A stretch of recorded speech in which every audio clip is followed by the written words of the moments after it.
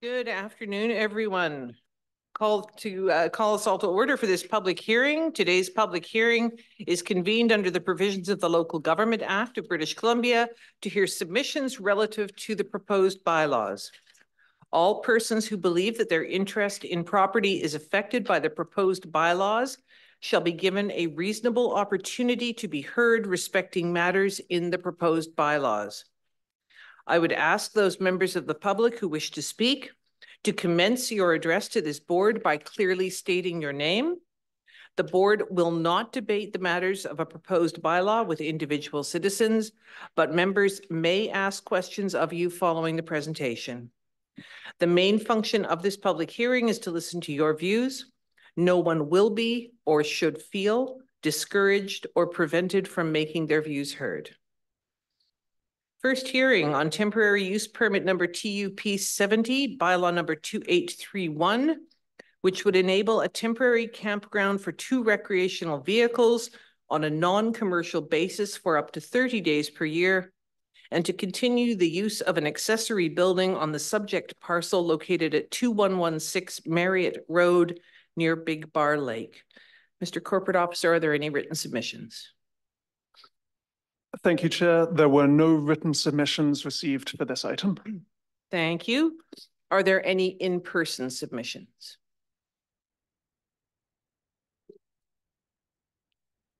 Any in-person submissions on this request?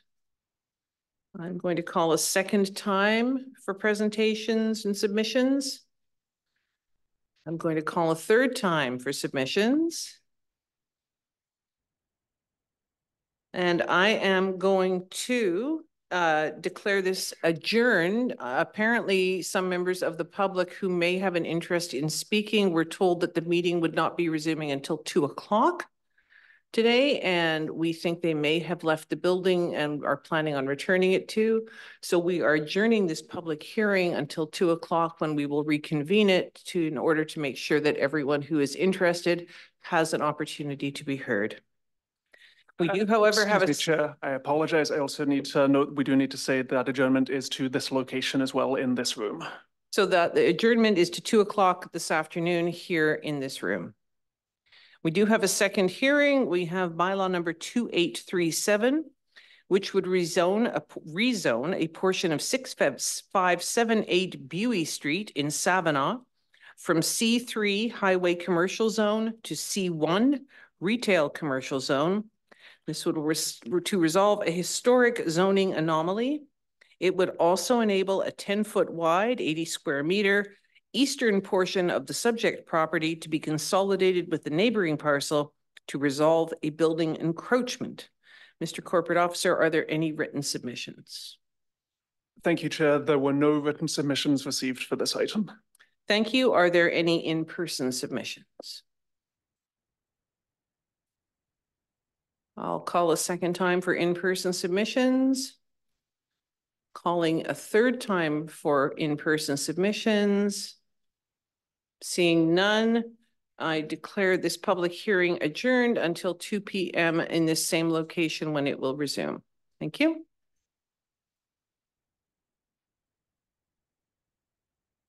All right, I call to order this meeting of the Thompson-Nicola Regional District for Thursday, March 21st, 2024. The TNRD acknowledges that we connect with many First Nation communities across our vast regional district, and today are located on the Kamloops to Secwepemc territory, situated within the unceded ancestral lands of the Secwepemc Nation. The TNRD appreciates the partnership that we have with Kamloops to Secwepemc and respect the territory and land on which we gather today. So, Chair's announcements. The following news release came out from the province on March 18th regarding enhanced technology that will help better predict wildfire movement and growth. In advance of the 2024 wildfire season, the province is introducing technology that can produce real-time wildfire behavior predictions and incorporate information directly from the field. This is aligned with feedback from the Premier's expert task force on emergencies and follows last year's successful trial of the software. So this wildfire predictive technology will first be introduced in the coastal and Kamloops fire centers. where it has already been trialed. Following continued trials, refinements, and staff training, BC's remaining 4 regional fire centres will phase in this new predictive technology throughout 2024. I'd like to welcome a couple of alternate directors today. We have alternate director Nancy Beppel, who's here for Director Newstater, and alternate director Noni McCann, who is here for Director O'Connor. So welcome. And we have Director Stamer and Graham, apparently. He was here. Maybe he thinks we're coming back at 2. We have Director Stamer online, and I just want to remind you, Director Stamer, that because of the arcane rules that we follow, we do need to verbally hear you articulate your yay or nay. Library announcements, always exciting. The Thompson-Nicola Regional Library is pleased to announce the addition of a vending machine book dispenser at the Aberdeen Tiny Library. This is the first of its kind for the TNRL. It's like a vending machine, but for books. And so since the Tiny Library has a limited number of hours of operation, patrons can now browse and take out items that are loaded in the machine whenever the mall is open. So it's going to contain a selection of new, exciting, noteworthy, buzzworthy titles. And while people are standing outside, maybe picking up their holds, they can also take out any books in there that tickle their fancy using technology. So better than a candy vending machine and no calories. So this convenient service is a supplement to the holds locker. It utilizes RFID technology, which we all saw at a recent meeting. And additional information about the library vending machine is in your folders. Also a great backdrop for selfies, just saying. I don't have to read insert chairs update. I'm sorry. It's like reading the stage directions in a play. Upcoming meetings and events, I will read that. Wednesday, April 17th at 10 a.m., we have the Finance Committee meeting. Wednesday, April 17th at 1:30, we have Regional Solid Waste Management Committee meeting. Thursday, April 18th at 1:30, we have a regular board meeting followed by a Committee of the Whole meeting on Thursday, April 19th. Friday, April 19th, I think that should be, 9 a.m., Committee of the Whole. And from April 30th to May 3rd, many of us will be at the Southern Interior Local Government Association Convention and AGM here in beautiful Kamloops. And today in your blue folders, you will find information on the library vending machine, regular mail, and a letter to Minister Fleming that was sent regarding the 70-mile house corridor, which is a perennial thorn in the side of people who live in that area.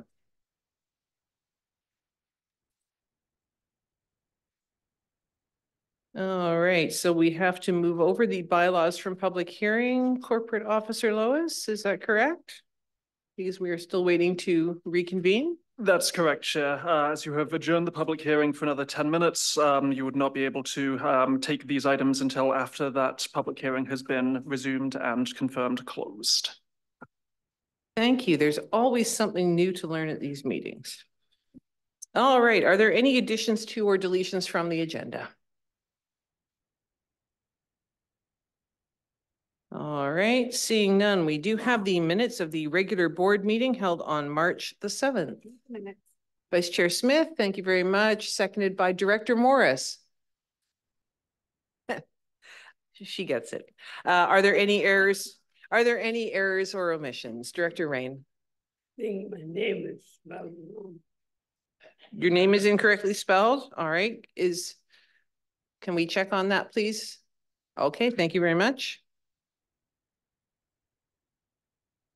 All right, any other errors or omissions?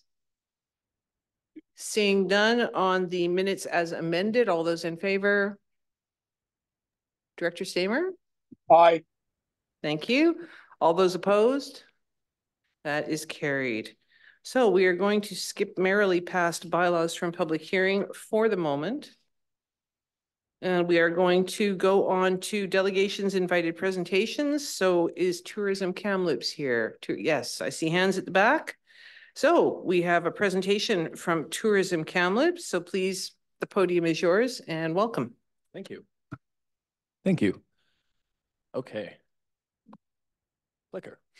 My name is Nick. I'm the manager of destination development for Tourism Kamloops. First off, thank you for the letter of support for our iconic structure initiative. I just wanted to explain it in a little bit more detail because you guys have your ears to the ground. So what we're essentially trying to do is we are trying to find suitable land for a developer to come develop an iconic attraction. And I'm going to just dive into a little bit of what that can be.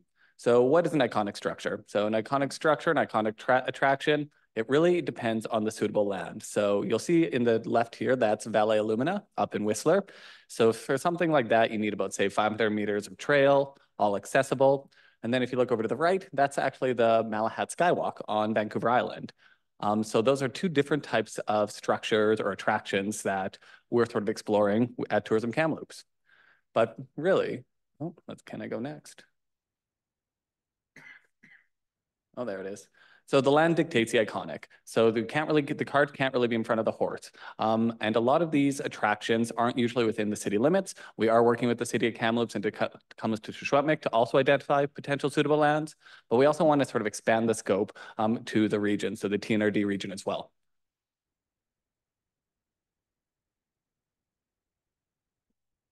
Oh. Okay, there we go. So this is just sort of our numbers of value of tourism. In 2022, we estimated that we had about 1.9 million visitors come through Kamloops with about 830,000 overnight visitors. So about 870,000 day visitors. So that brought in about $522 million in total economic impacts for the BC economy. And so that's why we're trying to push this initiative forward. To sort of remain competitive against our peers. You see a lot of talks about gondolas going up in Vernon and new skywalks and new suspension bridges. So we really want to get some of these projects and get some momentum and find suitable land that we can pitch to developers that build these iconic structures. So the land. So here's a bit of the criteria. We're trying to find suitable land within about 70 kilometers of the city center. And then work with a developer and show the case on the land. We're going to put a study together, so a market and location analysis for the region, talking about our visitors, talking about the locals to make sure that we actually have the numbers to make this sort of a viable product. And then, of course, we want to get it all turnkey ready so then we can start going after grant cycles to push the project forward.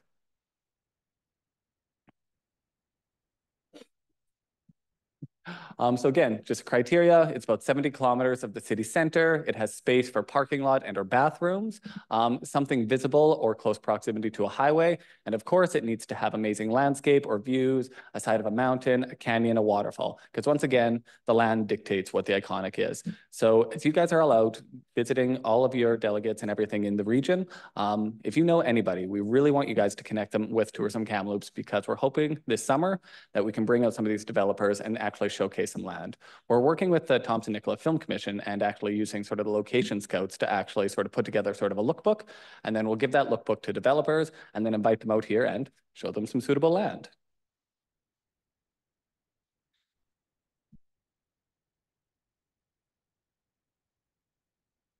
And of course, this aligns with the provincial initiatives from Destination British Columbia. Recently, they launched their Rainforest to Rockies route. So what they're really trying to do is they're trying to take away some of the tourists from Vancouver and the Squamish region and bring them out to the interior. So this initiative really aligns with Destination British Columbia. We're working on them with this initiative, along with the Thompson-Nicola Tourism Association. And yeah, that's all I wanted to say. I just really wanted to sort of add a little bit of detail to what we're trying to accomplish. You guys know all your delegates, you guys know the land, you guys know the region. So if you guys hear of anything that you think would be suitable, please have them reach out to Tourism Kamloops. Thank you. Thank you very much. Does anyone have any questions or comments? And sorry, the 70 kilometers within a 70-kilometer radius in any direction? In any direction. Okay. Yes, perfect. Thank you. And do you have in mind something that is suitable for all ages and abilities, like in terms of mobility, access? Absolutely. So accessibility is one of our top priorities with anything new. Actually, the Malahat Skywalk is, it's had the grade that it is fully accessible. I actually know Valley Illumina isn't fully accessible, but the land does dictate what you're able to do. So, and the developer will sort of choose, but of course, accessibility is top of mind. Thank you very much. Any other questions or comments? No? Thank you. Thank you.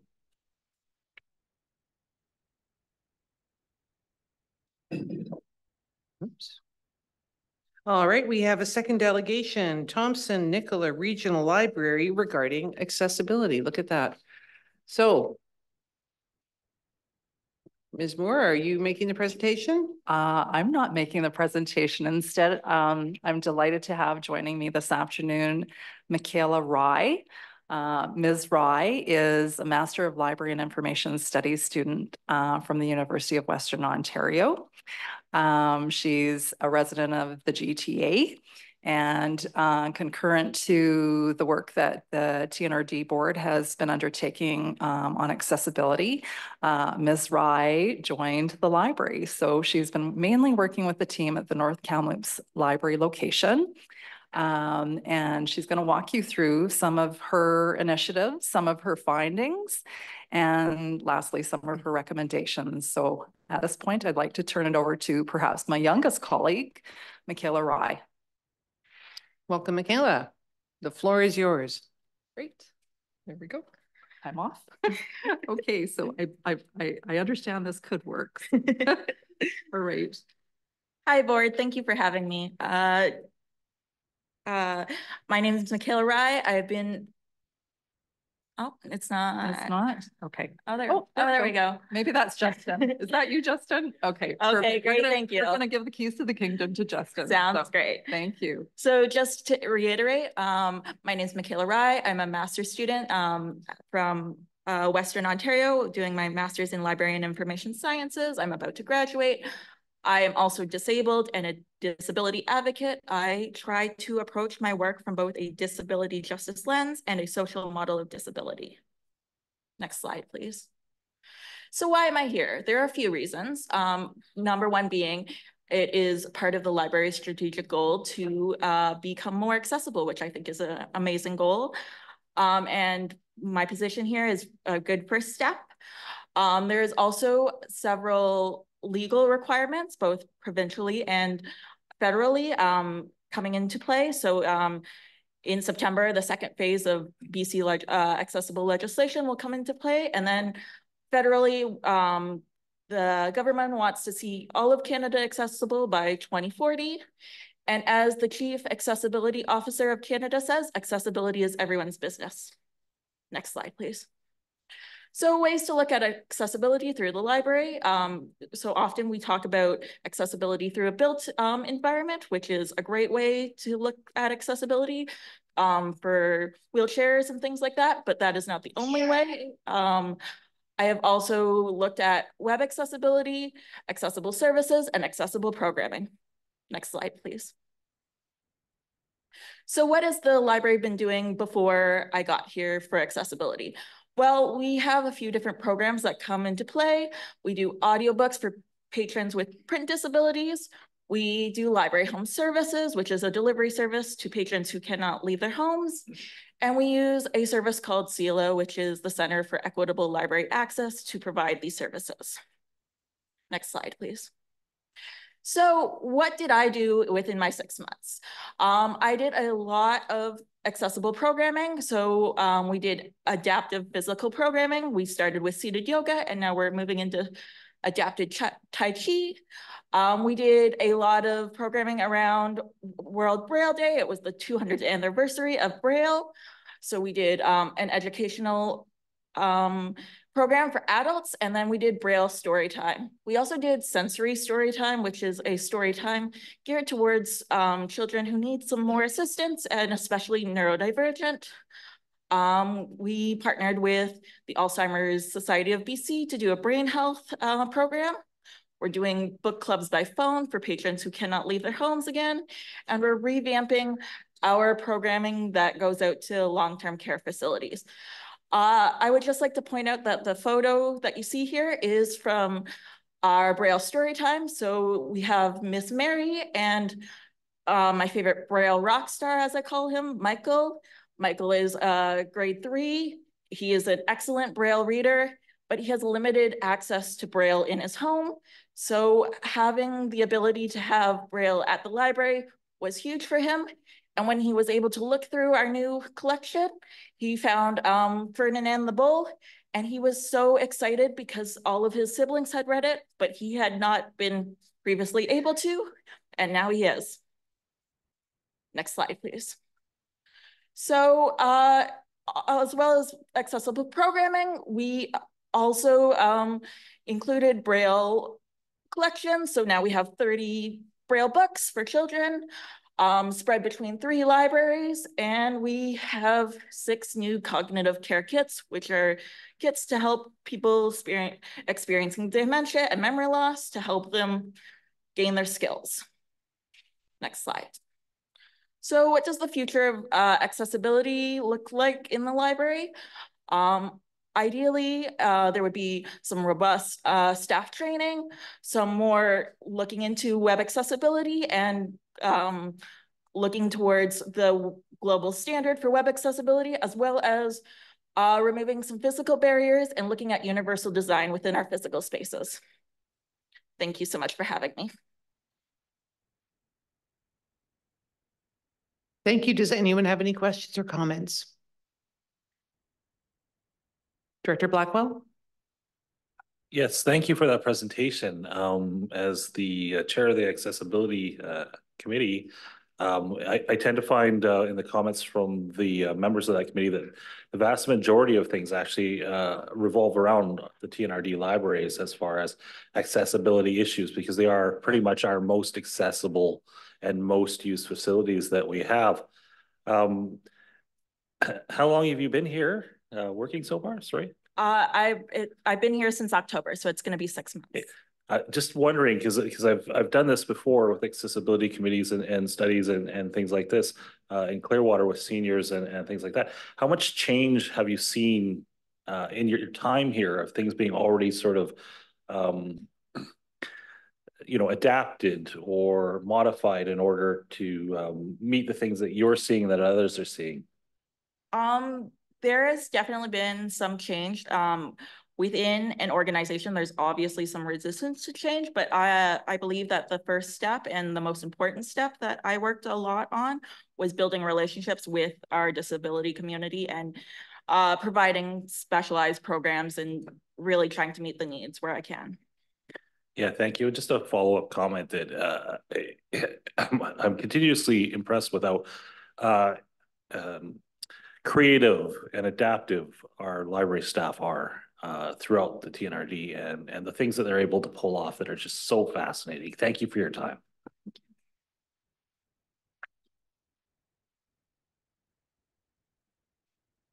Thank you, Director Blackwell. Any other questions or comments? No? Okay, well, thank you very much for your presentation, Michaela. And keep up the excellent work and look forward to, are you going to be with us to provide an update in due course? And comment. Thank you, Chair Roden. Michaela's term ends with us at the end of the month, so I thought it was important that Michaela present to the board all of the awesome work that she's been doing on our behalf. And I think, and I'm really glad that Director Blackwell asked the question of you, because I think that Michaela is a natural relationship builder, and I think that that's where we need probably the biggest part of our work to be done is on those relationships and being really external focused.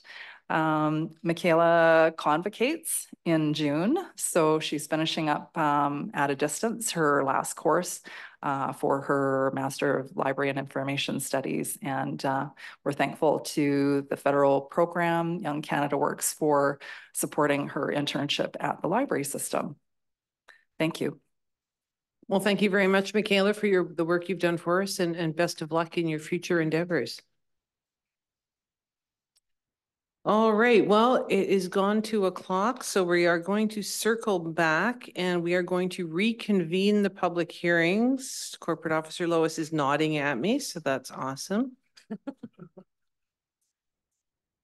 All right, so now do I have to read everything all over again? Oh, wow. Awesome. Oh, I see you sent me a script. That's great. Hang on, temporary. All right. So I have to start again with today's public hearing is convened? Sure. All right. Under the provisions of the Local Government Act of British Columbia to hear submissions relative to the proposed bylaws. All persons who believe that their interest in property is affected by the proposed bylaws shall be given a reasonable opportunity to be heard respecting matters in the proposed bylaws. I would ask any members of the public who wish to speak to commence your address to this board by clearly stating your name. The board will not debate the matters of a proposed bylaw with individual citizens, but members may ask questions of you following your presentation. The main function of this public hearing is to listen to your views. No one will be or should feel discouraged or prevented from making their views heard. So the first hearing regards temporary use permit number TUP 70, bylaw number 2831, which would enable a temporary campground for 2 recreational vehicles on a non-commercial basis for up to 30 days per year, and to continue the use of an accessory building on the subject parcel located at 2116 Marriott Road near Big Bar Lake. Are there any in-person submissions? No? Call a second time for in-person submissions. Call a third and final time for in-person submissions. There being no speakers, I declare this public hearing closed. Second hearing, bylaw number 2837 would rezone a portion of 6578 Buey Street in Savanaugh from C3 Highway Commercial Zone to C1 Retail Commercial Zone to resolve a historic zoning anomaly. It would also enable a 10-foot wide, 80 square meter eastern portion of the subject property to be consolidated with the neighboring parcel to resolve a building encroachment. Are there any in-person submissions? All right, thank you, sir. If you could state your name. My name is Blair Drozda. I'm the one who would like to buy the 10 feet of property. So I'm just here to represent the owner of the property. That's it.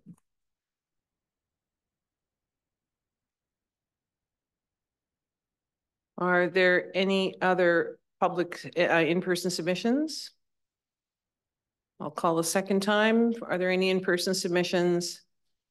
And calling a third and final time, are there any in-person submissions? Seeing there being no further speakers, I declare this public hearing closed. All right, so now we circle back to bylaws from public hearing, item 7.1 on your agenda. We have zoning amendment bylaw number 2837 2024 regarding the property on Buey Street in Savanaugh. And we do have 2 recommendations here. Director Ranta, thank you. Seconded by Director Smith. Any discussion on this? Excuse me. No discussion or comments? All right, seeing none on the question, all those in favor? Directors Graham and Stamer? Aye. Director Graham?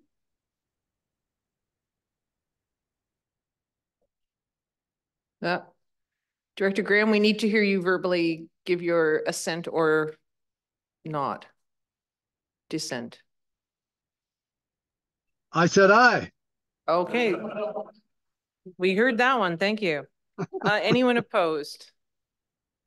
That is passed. We have a second recommendation. Director Sarai, thank you. Seconded by Vice Chair Smith. Discussion, question, comments? On the question, all those in favor? Directors Graham and Stamer? Aye. Thank you. Anyone opposed? That is carried. Item 7.2, temporary use permit application TUP 70, bylaw 2831. We again have 2 recommendations. So moved. Director Thorpe, thank you. Director Stamer, you are the seconder on this one. Are there any questions or comments? On the question, all those in favor? Opposed, if any? Directors Graham and Stamer? Aye. Aye. Thank you. Aye. That is carried. And we have a second recommendation. Second. Who said move to? Director Middleton, thank you. Seconded by Vice Chair Smith. Discussion. On the question, all those in favor? Directors Graham and Stamer? Aye. Aye. Thank you. Anyone opposed? That is carried. All right, we move on to 8.3, building infraction. We have an expired permit and stop work order in electoral area M. This is an opportunity for anyone to make representation on this. Anyone here to speak to this? No. All right, and then we have 8.4, we have a building infraction, stop work order 1756 Dunn Lake Road in electoral area A. Anyone here to make representation on behalf of the owners on this property? No. All right, we move on to unfinished business, item 9.1, building infraction, electoral area M. Director Ranta, seconded by Vice Chair Smith. Thank you. Is there any discussion on this item? No, seeing no hands on the question. All those in favor? Directors Graham and Stamer? Aye. Aye. Thank you. Anyone opposed? That is carried. Item 9.2. Director Sarai, seconded by Director Sal. Thank you very much. Any discussion? Questions, comments? All those in favor? Directors Graham and Stamer? Aye. Aye. Thank you. Anyone opposed? That is carried. Item 10.1, zoning amendment bylaw number 2833, 2024. Director Ranta, thank you. Second. Vice Chair Smith, is there any discussion? Ministry of Transportation turned around their approval quite quickly, which is why this has come back to us so fast. Any discussion, questions, comments? On the question then, all those in favor? Aye. Thank you. Aye. Thank Aye. you. Anyone opposed? Thank you. That is carried. 10.2, we have the Advisory Planning Commission Amendment Bylaw, and these need to be read out separately. So we have a total of 4 recommendations here. Director Ranta, thank you. Seconded by Director Smith. Discussion. Hello? Ghostly voices. All right, does anyone have any questions or comments on recommendation 1? On the question, all those in favor? Directors Graham and Stamer? Aye. Aye. Aye. Thank you. Anyone opposed? Thank you, that's carried. We have a second recommendation. Director Middleton, seconded by Director Ranta. Any discussion on recommendation number 2?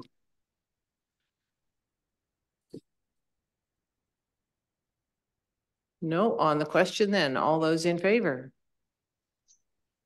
Aye. Aye. Thank you. Anyone opposed? That is carried. We have a third recommendation. Director Blackwell, seconded by Vice Chair Smith. Any discussion? All right, no discussion, questions, comments. All those in favor? Aye. Aye. Thank you. Anyone opposed? That is carried. And we have a fourth recommendation with the names of 12 people to be appointed as serving on the Advisory Planning Commission. So Director Hall moved that and seconded by Director Morris. Thank you very much. Discussion. Any discussion on this? Questions, comments? No? All right, on the question, all those in favor? Opposed, if any? Aye. Aye. You're both in favor of it? Yes, that's right. Thank Yes, you. aye. Okay, anyone opposed? That is carried. All right, we move on to item 10.3, the 2024 to 2028 5-year financial plan bylaw, and I'm going to hand over to CAO Hildebrandt for some opening comments. Thank you, Chair Roden. Just before I get passed it over to Ms. Fox to walk you through kind of some of the highlights and thoughts from our budget process, I just wanted to talk about the extensive budget process that started back in September of 2023. Carla and her entire finance team, our senior management team, and all of our budget managers deserve to be acknowledged and thanked for their hard work and dedication to get this to this point. The budget is in front of you today for consideration, and I feel that we continue to raise the bar with respect to education, analysis, sharing key information, and communicating to our residents. I think we all know how massive and complex our budget is, with 125 plus services, all rolled up into individual budgets for each municipality and electoral area across the regional district. Staff have managed to further reduce the provisional budget from December by approximately 0.5% to 8.3% as a global increase. This also impacted many of our municipalities and electoral area directors with a slight reduction. We were happy that year-end was more favorable than we expected, which played part of that savings. The TNRD faced some significant challenges, as you all would know, across the province and across the country: labor costs, negotiated contracts, general contracts, and equipment, not to mention the struggle around infrastructure and capital costs continuing to rise. We continue to be smart and invest in our reserves and funding for our 10-year capital plan as we plan for future maintenance and investment. Our staff team have done a great job understanding their departments and finding efficiencies and cost-cutting measures through the organization. We are fully aware that a tax increase like this is not something that we can sustain long-term, and we continue to find ways to bring more consistent and predictable budgets and taxation as we move forward. As a business, as an organization, industry, even across the country, we as the TNRD team need to continually look at our services and our customer expectations and our resident expectations, looking for efficiencies, using new technologies, innovation, investing in our staff training and development, researching and exploring new software and tools, more grant opportunities, everything possible to ensure that we can remain sustainable going forward, and that will require all our work together. With that, I'm very pleased to have Carla walk you through some of the small changes and highlights between the provisional budget in December and the one that's before you today to consider. And as always, we will take your questions and feedback along the way. So Carla, please take it away. Thank you, CEO Hildebrandt, and through to the board. I'm going to do my best. It is challenging to go through all of this information and have you take it all in. So we've done a new process over this last year and brought you information in November.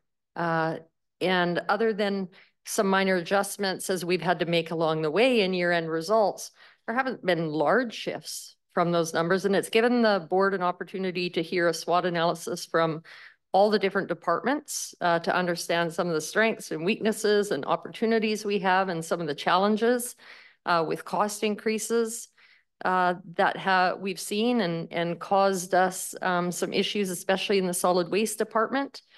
We have spent a lot of time, and I know the public might come into this phase and say, oh, the amount of time we're spending on the budget at this stage doesn't seem like enough. But I want to remind everybody how much time that has gone in to get to this point.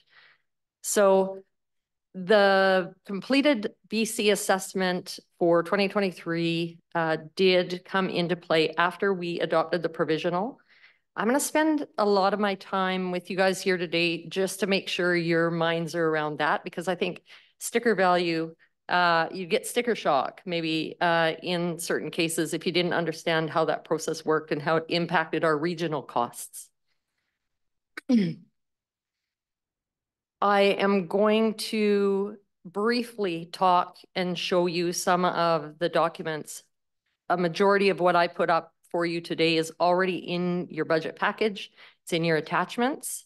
I'm not going to refer to those pages, but certainly if you need assistance, you can put your hand up and I'll certainly try and address any question as we're going along.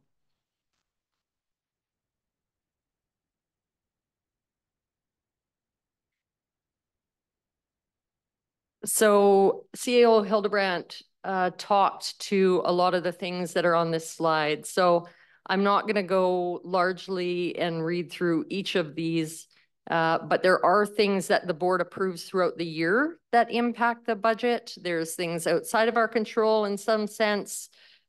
We do wage negotiations that have to be impacted. There were some increases. There was a increase in the regional grant and aid program that was made in 23 that has impacted this. The large transfers from reserves in solid waste service have been utilized to offset the large contract cost increases within that department. Of course, when we brought you provisional, we were using the development services reserve to offset some of the planning costs, which we then retracted because they were specifically to building standards. So under development services, you have planning services and you have building standards. And the reserve belongs to building standards. So we've removed that. And one of the great things that happened with year-end results is we had more surplus and we did not for 2024 have to tap into those reserves. So it was a win-win.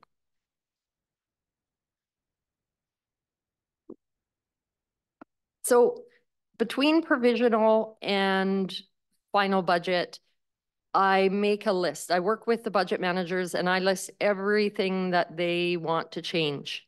But I want you to remember it's not as easy as going into a municipality and looking at a financial statement and picking out easily those changes, because with a regional district, every service, so 124 services, has a surplus or a deficit.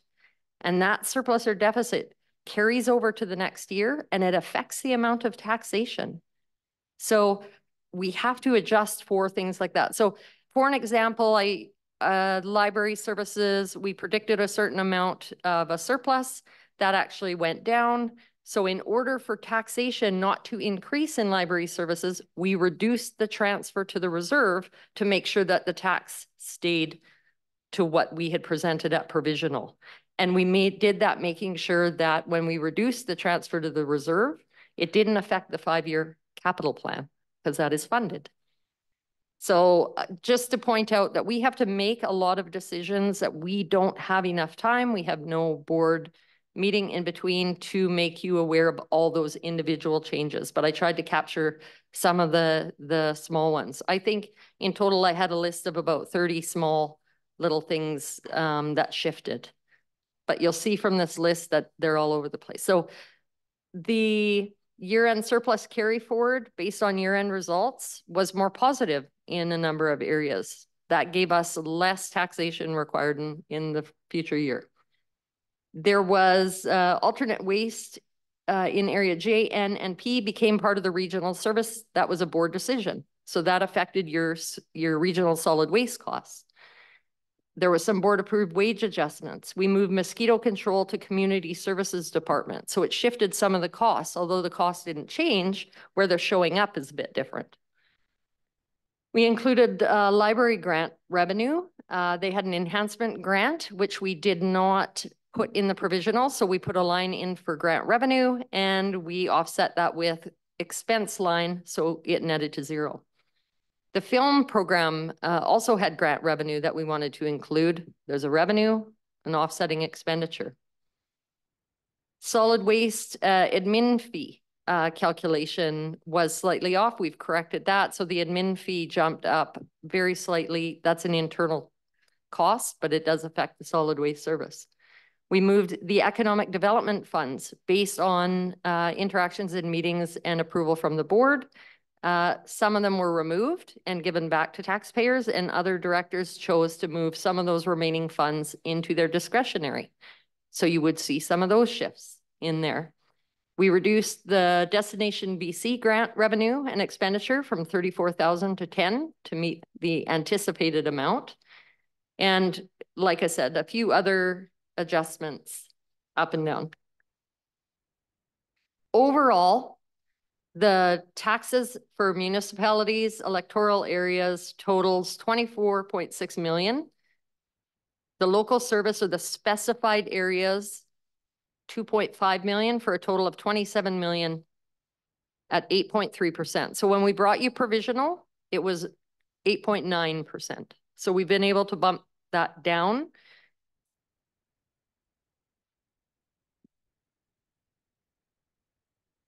This just breaks down the tax requisition change by department.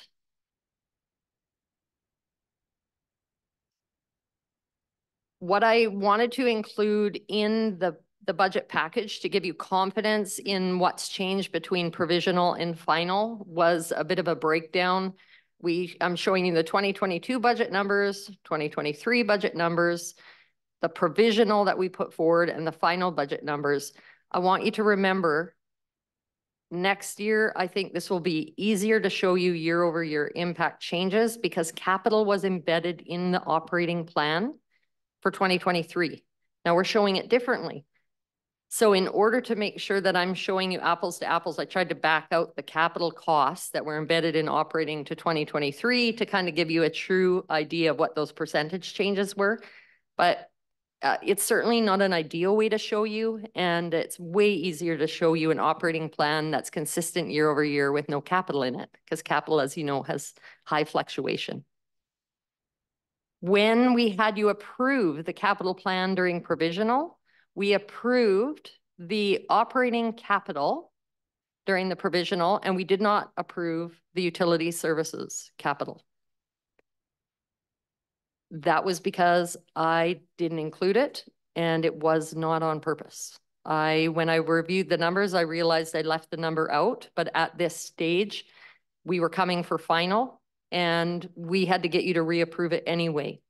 So the numbers that you approve in the 5-year financial plan bylaw, I would still bring you capital to approve in December, because we need to be able to move ahead on some of the projects where we have to capture RFPs and it doesn't handcuff us. There's no way we can spend that much money in the first 3 months of the year. So the amount that you gave us and approved in the beginning gave us the leeway that we needed for the beginning of the year, and bringing the new plan to you now was reasonable to bring forward. But I just wanted to make you aware of that.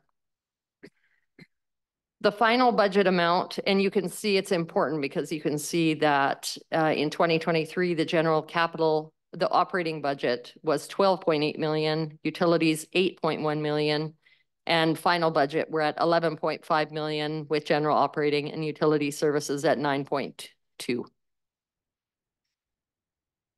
The general operating expenditures changed only slightly. We were able to, when we brought you the first rendition of the budget workshop, our staff, our budget managers actually did a lot of cuts within their departments because we were having discussions with you about surpluses and trying to reduce carryover surplus amounts.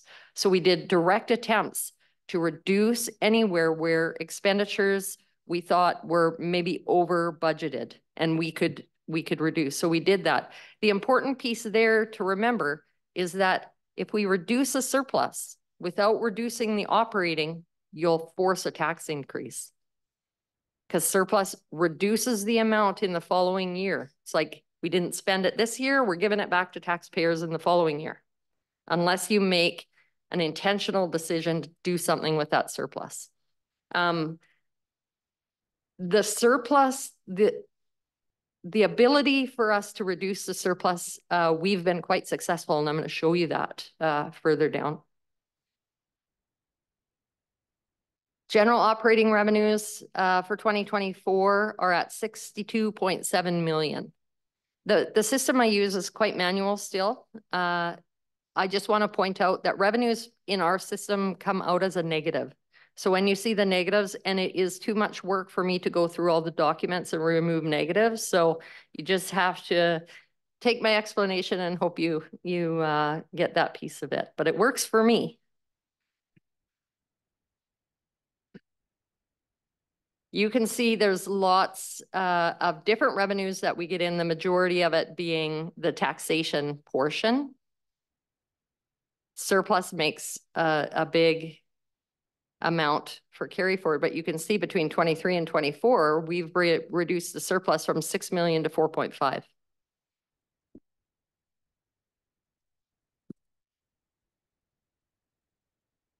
Next slide, please.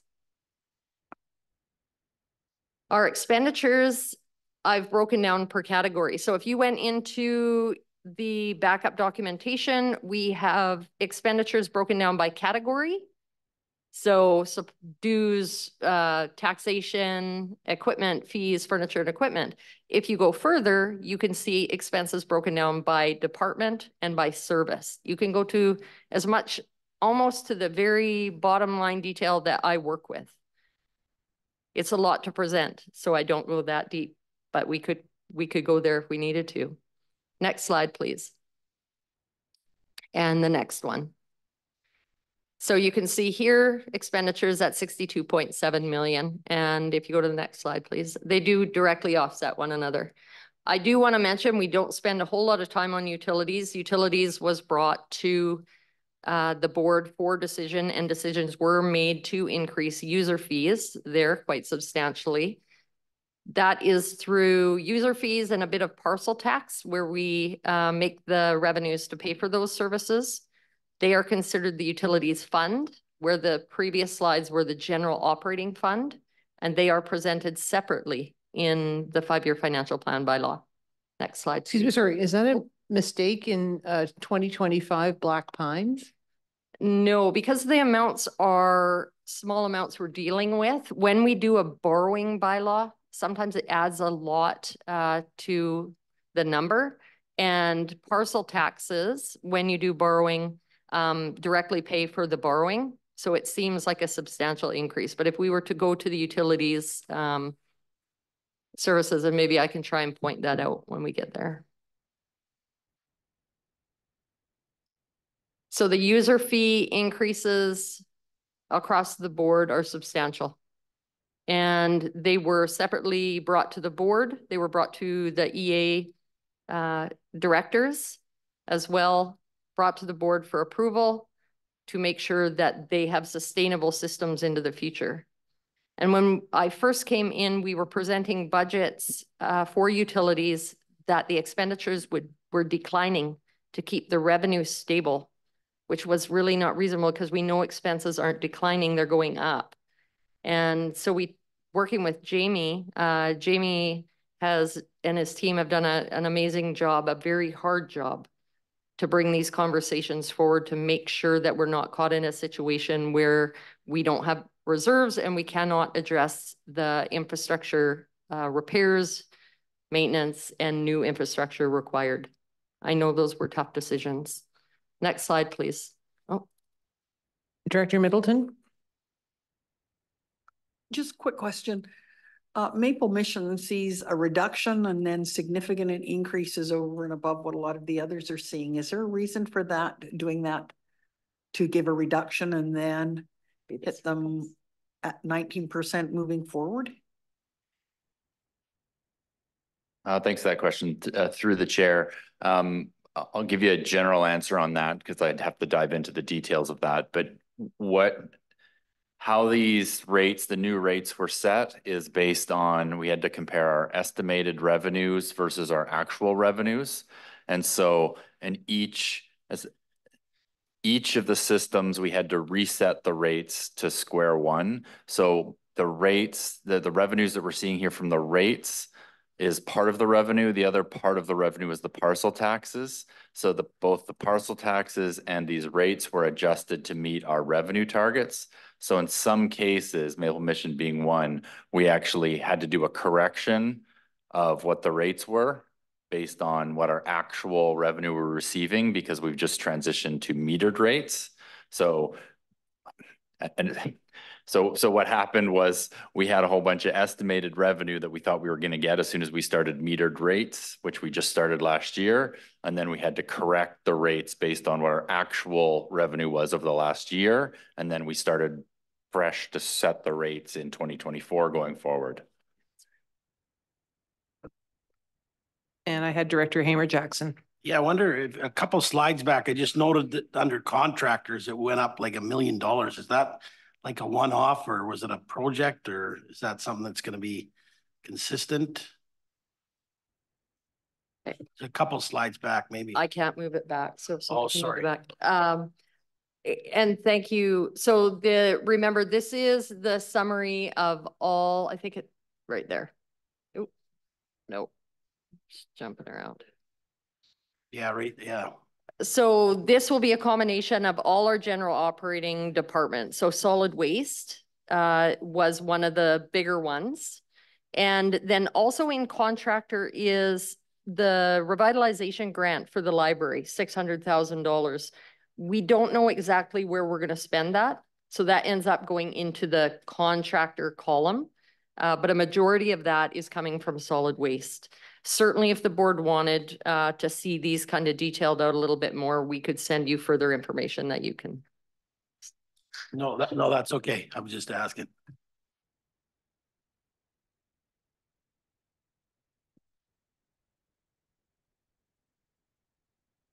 So this here is the utility fund. It's broken down between sewer, wastewater, which is a nicer way to say it, maybe. Water and the utilities administration.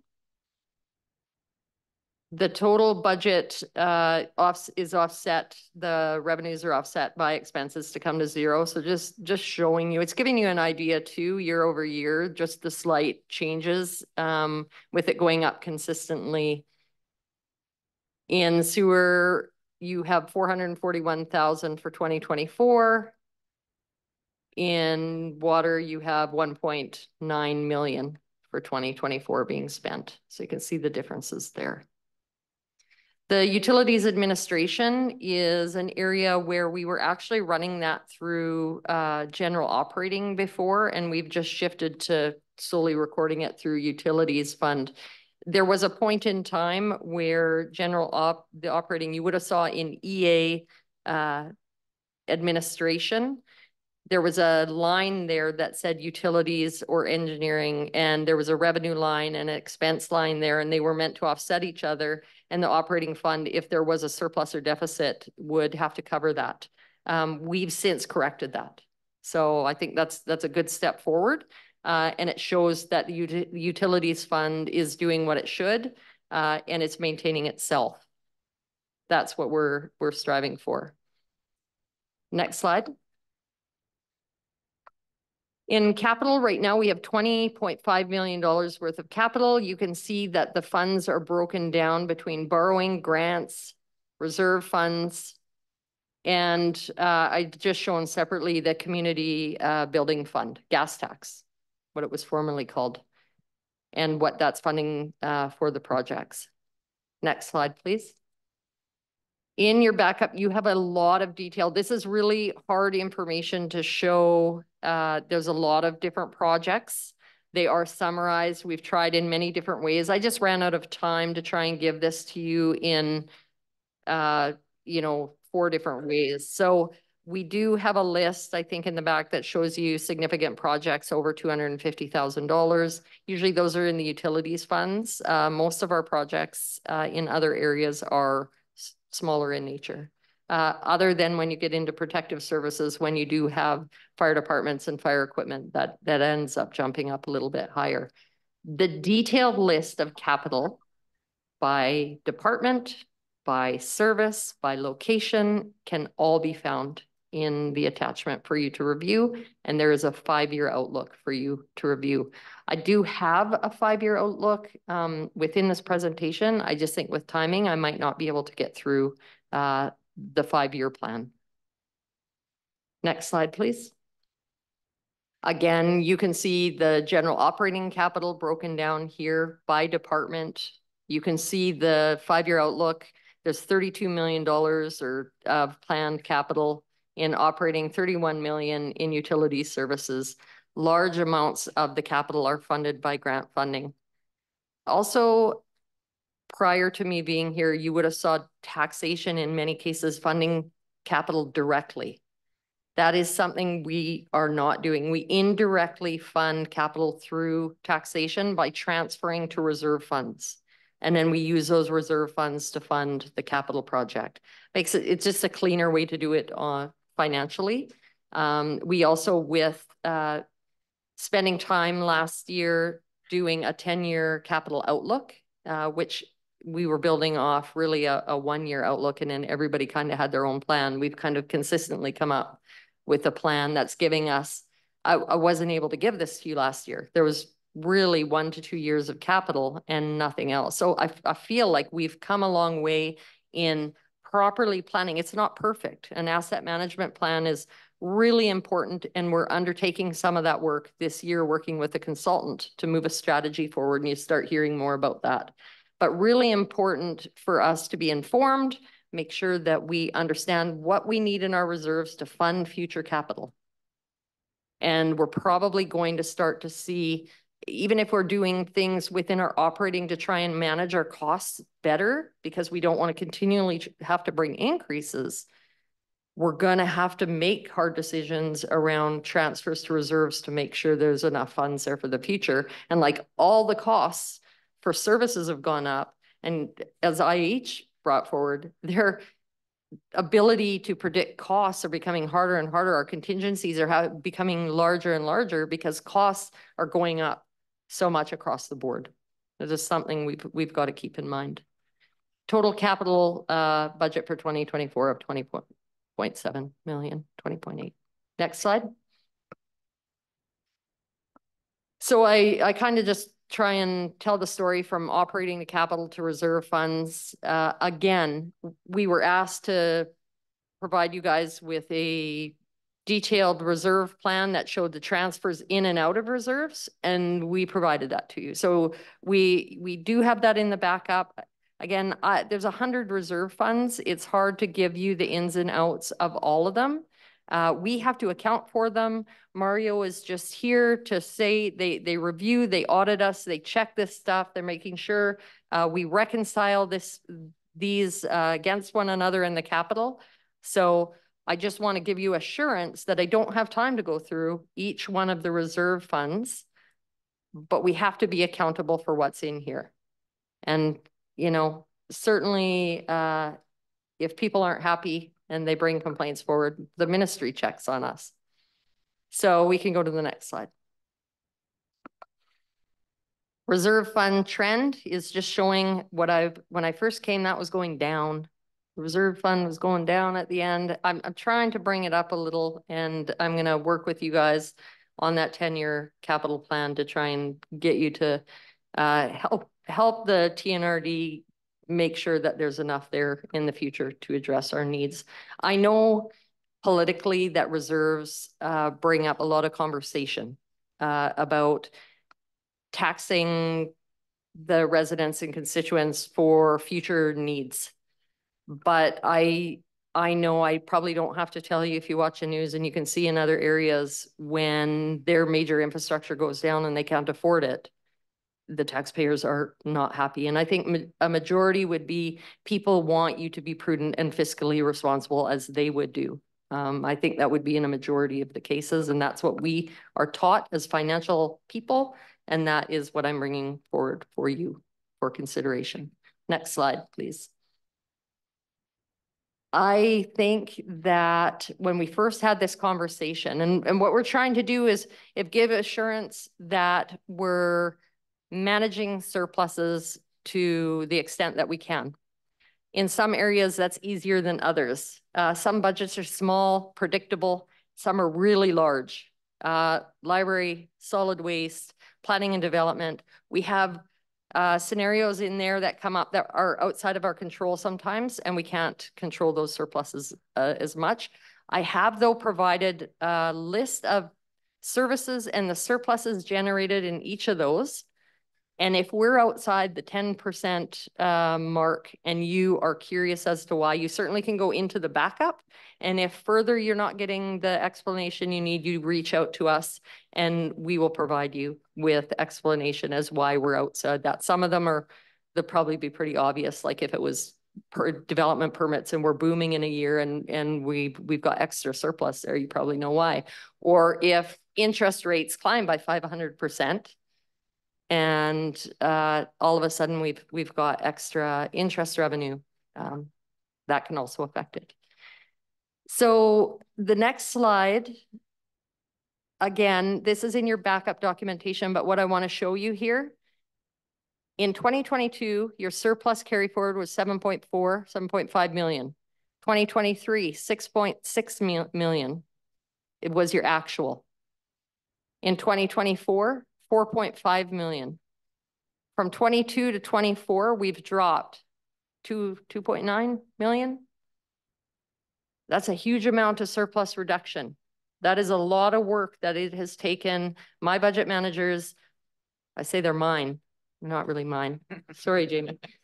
A lot of Jamie's budget managers and across the organization targeted efforts at reductions. I said when we first brought this to you in the workshop, I've never seen so many reductions done. To be fair, I've never worked with 124 departments, so we had a lot of room to go. But we have really made a lot of reductions, and a lot of the increases that came back on us to bring us back up were needed reserve transfers to fund capital projects because we moved them off. Wage impacts. Nobody likes wage impacts. Nobody likes wage increases, but costs have gone up everywhere and we have to be able to pay our workers, and we're not reducing our workforce. So that has hit us. Some of those are negotiated. Those, from my perspective, are on top of that and added back in. We've addressed the cybersecurity position. We're trying to address facilities issues. We've got more capital projects coming down the pipe, and making sure our resources, we have enough resources across the organization. But one thing I think we've done really well over this last year has been really transparent with the board and worked with you and brought you these decisions to make and support us in. So hopefully where you're seeing the comments where I'm saying changes and increases are happening, you remember being part of the decision making to get there. So if we could go to the next slide, please. I used to dread this part of the conversation, just to be clear, that having people understand assessments and the classes and how this all works. Wow. And doing it for all of you municipalities and all the electoral areas, it was really interesting this year, because what we do is for all our regional costs, we take all your assessments per your area, add them together, and whatever proportion you make up, you pay that of the regional costs. When the new assessments came in, we layered that on top of what we brought you provisionally. What that did, so you can see the assessment values by electoral area. And this is when I said, oh, you sticker shock, and you guys, so seeing this coming, we said, okay, electoral areas that have been largely affected by this, you may want to come in and review your numbers with us, because it actually is a good news story, but it's hard to see that through the numbers. So what you can see here is, go to electoral area B. Assessment values, 88 billion. Converted, and then the split for the service that they were picking up was 1.7% of the regional costs. The new assessment values jumped up to 126 million. Right at that point, the amount of the requisition that Area B was paying increased by 38%. So that had nothing to do with any final budget number change. We didn't change anything. It was the exact same information. So that's really important to understand. I have it in more detail, that one specifically, because the other piece of that is a majority of the class that increased was utility class. That is your pipeline or railway, but in this case, pipeline. What that did right away, as soon as they jumped up, all the municipalities' portions went down. So proportionally, the ones that jumped up, the other ones are going down. And most of the municipalities went down. A number of the electoral areas went down slightly. So this piece here is really important for your constituents. I want you to remember a couple of things. The communications department, Colton and Mike, huge kudos to them. They put together this understanding your property tax notice And this is for you to be able to talk to your constituents, go back to your municipalities, because I know all the finance folks need all the numbers. And this allows you to communicate what they're paying for each service. I've never been able to work or create this as quickly before with the team that we have that's been able to bring this to you. We've got per service tax rate per $1,000. Might not be perfect because there's probably 3 million numbers in there, and I'm working with Excel. So we do our best to make it as accurate as possible. But if you find a number that doesn't make sense, please just bring it forward and we'll do our best to address it. We're not trying to elude you in any way, but we are trying to bring you as much information as we can. And sometimes that's a double-edged sword. So right now you can see by area, what I've shown you is the regional services that you pay for the change. So in your taxation pamphlet or attachment that you have, this goes into detail as well. And it will break down, I say it's a menu of services. So for each of your areas, you have a bunch of services that you pay into, and some are specific to your area, some are regional, and some are specified area services. That's all in there. If you go to your section, you'll see that list of services and cost per thousand. It's just made prettier in this document here. If you can go to the next slide, please. Your municipalities, all here as well. And you can see in the split change, most of them are going down. The one, of course, that you see going up, and this is where I want to point out the impact of 29% on Lytton. So as soon as the assessment went up in Lytton, their portion of the pie went up and it's 29%. You're like, oh my gosh. I mean, the first thing I thought is Lytton doesn't need a 29% increase on their requisition. The total amount of dollars that was from $25,000 to $30,000 in their requisition. Area B, when they jumped up 38%, the increase in their requisition went up $240,000. So the percentages can be a little bit misleading if you just take it for the percentage. It was $5,000 meant 29% for Lytton. So if you can go to the next slide, please. Again, I just want to show you there's different ways to look at the percentages. You basically saw this requisition split change. What I really wanted to point out is to the far right, if I take out the change that the assessment caused, we're back to what makes more sense. What did the budget change? And that's in there for you to review. And it goes anywhere from 5% to 8%. And remember, regional service changes affect you all. Your local area service changes are your area. Half of your requisition in electoral areas are those ones.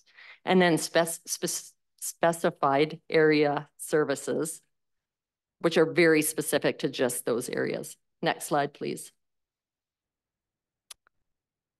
I am not going to elaborate on here. I think I've kind of went through that with you guys. If you could go to the next slide. Okay, so when I generate a requisition, which is the amount your area is paying the TNRD for the services, we put in an amount, we have the assessment values in there, it converts it based on the conversion value, and you pick up a share per class that you're in. So area B, this is where I was saying, we started 2023, they were getting $997,000 requisition. Next slide, please. When we came to you provisionally, Area B was getting a $1.1 million requisition to pay the TNRD for all their services. You can see in residential class, the very top line under the blue, to the far right, 1.2674 per thousand.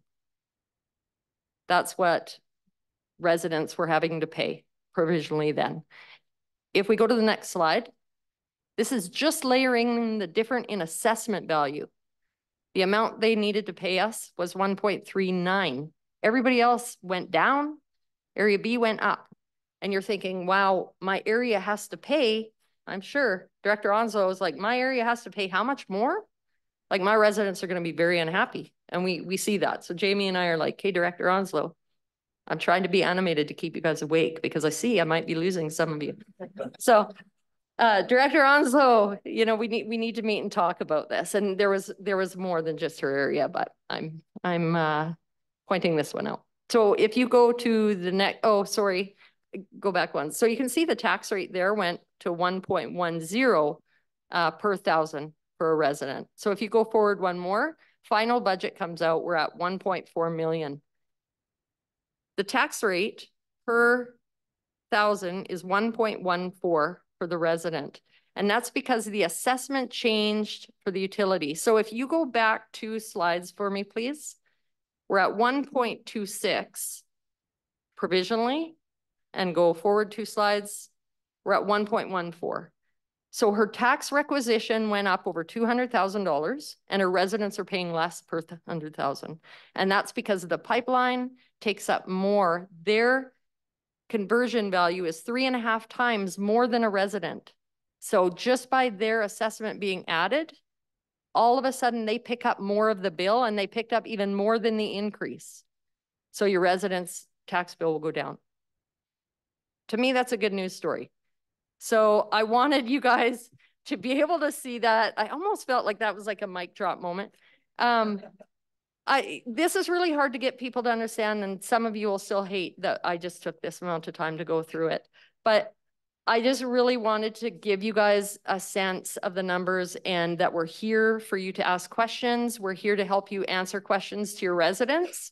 And we've tried to give you the tools to do that. At this stage, this is the amount of explanation I can give you, because we've spent since November talking about the numbers.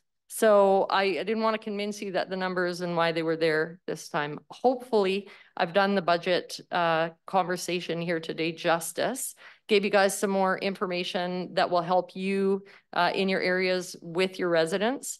And know that the increases, because I know Director Stamer, who's not here in this room today, but he said, give us, you know, let us know what those major increases are up front, so we can defend them properly if we support them. So I've tried to do that up front. Scott has done that. We've done that in the report. If you go back to the provisional budget, we actually did a whole document to show you all the increases and give you that. So very little's changed since then. I don't want to give you a 300-page budget document. I already get a hard time for giving you a 17-page report, because I think it's all necessary to tell you. So if you can go to the next slide, please. Your final tax requisition for Area B. So this is an example of what you would see with those menu of services and the tax rates and costs between the two. There's more detail in the attached document. Next slide, please. I have the same breakdown for Lytton, but I'm not gonna, just to give you the sense or idea, if you drop to the next slide for me, please. If you see provisionally, we were presenting 0.6556 per resident. And if you go forward 2 slides, the final 0.6396. So your residents aren't seeing an increase from provisional. That's why we've been able to bring it from 8.9 to 8.3 globally. And I think, can you go to the next slide for me, please? Keep going. Okay, we've talked about this. I've shown you this document. This is the nice, I was joking with Mario. I said, I think we should win an award for this. I feel really proud of this document. And he asked me to send it so he could use it to talk to others about it. So I think that's good. Next slide, please. And they did. We did notice, Colton did show me other people stole our idea already, but we're local government, so we share our good ideas, and we also take them. All right, so we've started here. This is 8.4, 8.3. So between my tax calculating program and my operating budget, one says 8.3 and one says 8.4. And I'm just gonna blame it in the fact that you guys gave me 2 meetings on the same day. It's $8,000 difference and I didn't fix it. And it's bothering me right now, but I just wanted to explain to you why. So if you go to the next slide, please. We were able to decrease by 125,000 to bring you this final draft. The expenditures, because we pay through different means, the expenditure increase won't directly correlate to the taxation increase. It's just important to remember that. We find other ways. We have a number of expenditures in 2024 that are covered by new grants, so that adds to the expenses. Next slide, please. This just gives you an idea of where the revenue is coming from. Next slide.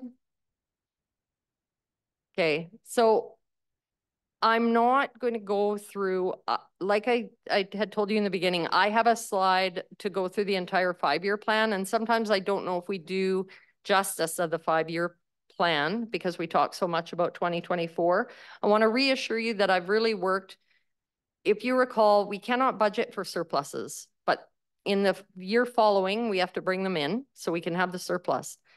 When there's no more surplus, right away taxation has to go up. So the taxation increase in your 2nd to 5th year could seem higher because of that surplus drop. But I have done a lot of work with the team to try and make that much more reasonable. We have more work to do. We know that you guys, the residents, do not want more increases. We have to find different ways to do business. We have to address within the TNRD the financial system, and the systems we're using right now are antiquated. They are not working. We are going to have to bring you a report, which we have in the queue, to address that. We're looking probably at costs in 2025. They are not in the 5-year plan. We are trying to come up with a way, there will be operating costs. We're trying to come up with a way to fund that system in other ways up front, and then the operating costs we will have to address. So please know that that is coming, and that isn't included in the plan. We have to address those, because if we're going to do business differently, we have to give ourselves a different way to work, and we have to bring ourselves into the times, address security issues and FOIP issues and a number of different things that we have to deal with these systems, which I think will change the face of our business if we can do it right. So I want to leave it at that note. I'm going to move it to another slide, but I'm also going to open it up for questions at this time. All right, thank you very much. I always feel smarter after this meeting. It doesn't last, but I feel a bit smarter in the moment. So thank you. You don't see debenture every day. Does anyone have any questions, comments?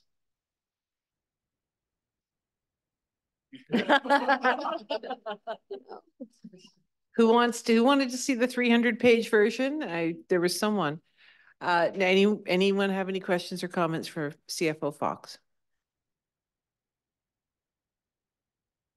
No? Yeah. Oh, yes, Director Blackwell. Fantastic work.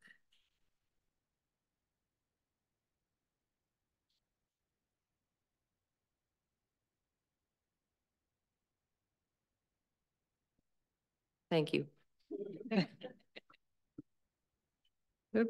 Director Laird?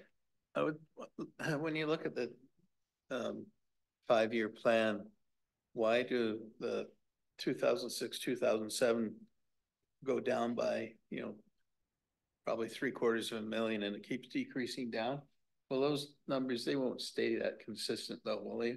Like you projected grand totals, they decrease quite substantially in the last 3 years. I was just wondering why it worked that way.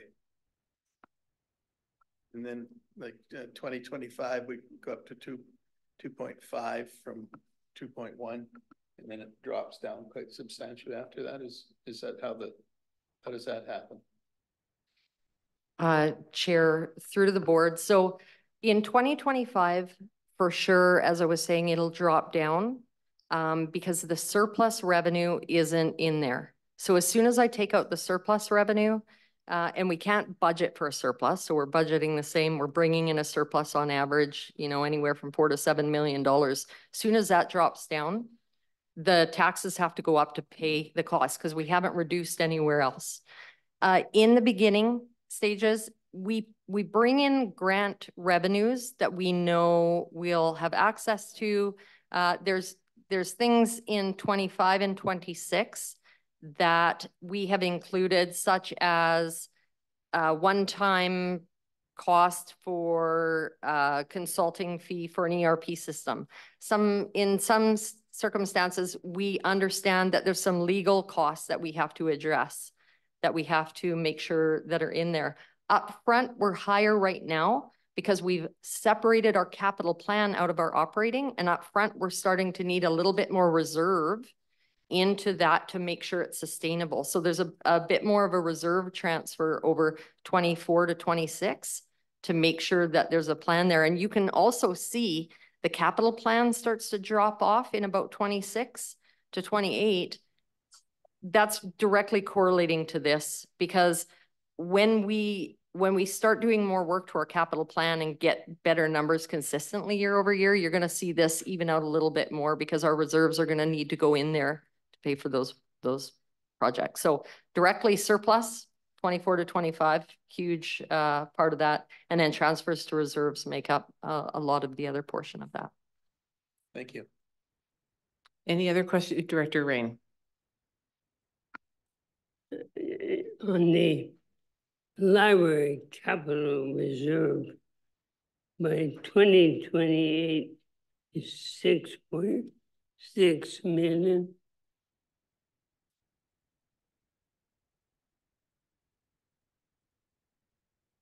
Thank you, Chair. So, Director Rain, are you wondering why it's 6.6 million? Just so I can answer your question correctly.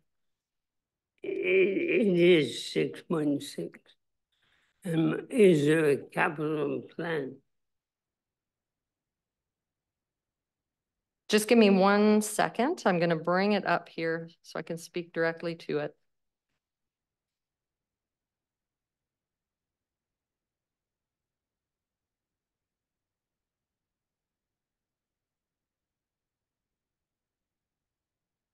I don't have now library up.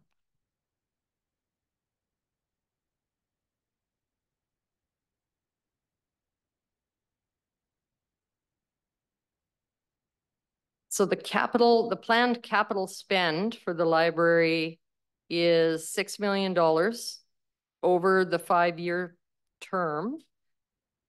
There is 5 million of that being used from reserve funds.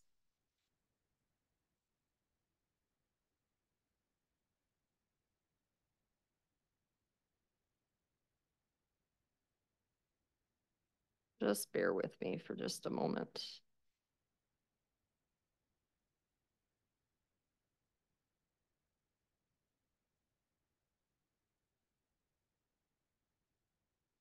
So the library reserve, and I think this is where you are at. So we start out at 3.7 million and end with 6.6 million in the reserve. Part of the increase to the reserve this year was the revitalization grant. So that went into there, as well as the COVID funds from prior year. And just give me 1 sec here. Library. Trying to find the big. The question is, what is that being put aside for? So there are direction from the board to earmark money at this point. So there's $1.7 million earmarked for South Kamloops. There's just over 900,000 earmarked for Sun Peaks. There is $1 million for Lytton, covered by insurance proceeds. And then there are a number of small projects throughout the 10-year capital plan that need funding for. So some of that is earmarked money. A large portion of that is earmarked unless the board decides to do something else with that. Thank you. Any other questions or comments for CFO Fox? No? All right, we do have 3 recommendations which have to be handled separately. Move one. So, Director Blackwell, thank you. Director Stanky, seconds. Any questions, comments, discussion? No? Thank you again, Ms. Fox, for that very comprehensive explanation. So on the question, recommendation 1, all those in favor? Online? Want to do it again? Aye. No, we don't want to do it again. Okay. Is anyone opposed? That is carried. Recommendation 2. Director Smith, thank you. Seconded by Director Thorpe. Any discussion? On the question, all those in favor? Online? Aye. And waiting for the other shoe to drop here. Did we have? Graham, aye. Thank you very much. And anyone opposed? That is carried. And the third recommendation. Director Thorpe, seconded by Director Houghton. Any discussion? All those in favor? Online? Aye. Aye. Aye. Opposed, if any? That is carried. Thank you. We move on to item 11.1.1, CAO verbal report. Take it away. Thank you, Chair Roden. It's hard to follow that one. Nice job, Carla. I just wanted to, I've got a number of updates that I would have sent to the board that you would have seen in the last few days. And then Corbin is also going to just provide a few updates as well. So firstly, the Premier's task force update. I can tell you that the task force has officially come to an end with one final meeting taking place virtually next week, just to wrap up a few things. I'm very proud of the work that has been accomplished by that team over the last 5.5 months.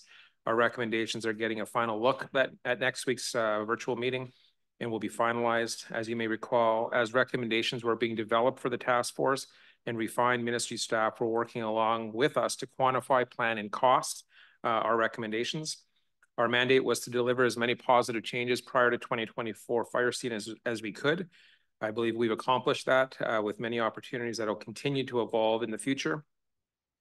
Along with some very talented ministry staff, we were able to make significant changes to a variety of areas, including streamlining the ESS program, some exciting news on technology that Chair Rode mentioned on predictive services at the beginning of the meeting, how BC Wildfire Service engages with our local volunteers and fire departments. And a couple of great examples were conversations with the District of Clearwater and some images and pictures and meetings I've seen with the Village of Ashcroft. More collaboration with First Nations and local governments to share knowledge and insight, and most importantly, how fires are responded to and managed. I'm excited to see these changes roll out. Just this week, there was the announcements that came out through the media on predictive services and ESS, and more announcements will continue to come out very soon. The TNRD specifically is being frequently requested now and becoming much more involved with BC Wildfire Service and EMCR, among other ministries, in providing and sharing our experiences and our best practices to help shape some of these recommendations. I'm very proud of our EOC team, and it says a lot about the work and dedication these folks have demonstrated, and it's being recognized. The job of the task force was to provide recommendations to the province and the Premier. With the delivery of these recommendations, the province, that's where we pass it to the province now. So now they, from the recommendations, take the lead and action against that. We will continue to work, the task force will continue to work with the province as needed. And I'm assuming a complete communication strategy will be rolled out soon with more announcements in the very near future. My second topic was just on a few financial updates, and I know Carla covered most of them, but just a few things. It's been a very busy year, as you've heard. Year end is complete, and the audit team led by Aaron McKenzie was very, very well done. It was completed in February. The BDO audit went very well as well, and you're going to hear a little bit more from Mr. Perotti. Overall results were very positive, and we're done, are now complete, where from a reference standpoint, it took until May or June of last year to complete. The audit results were successful with no concerns for the organization. And next on the docket is the SOFI report, which is the statement of financial information that'll be managed here in the very near future. Shifting to emergency operation preparedness, and unfortunately, this is a topic that we're talking about earlier and earlier this year. So from an EOC training standpoint, training exercises are planned, and some have already been completed in Clearwater, Clinton, and the North Thompson an exercise with Sim First Station also. TNRD staff have been taking training this spring and all through last fall. JIBC or Justice Institute BC courses have been taken by many of our staff. A number of TNR staff are pursuing a full certificate in emergency management from the Justice Institute of BC. Psychosocial first aid, incident command systems, drone operations, all that training is actually happening and kind of in progress right now. I'm proud to say a member of our team, Mr. Skrepnik, is now one of only 7 people in BC nationally certified to deliver the full suite of incident command system courses and has been delivering those to our staff at the TNRD and our fire departments as well. TNRD staff and ESS volunteers will be attending the provincial ESS conference coming up in April here in Kamloops. Our team hosted an agricultural emergency management workshop recently to better support our producers before, during, and after response.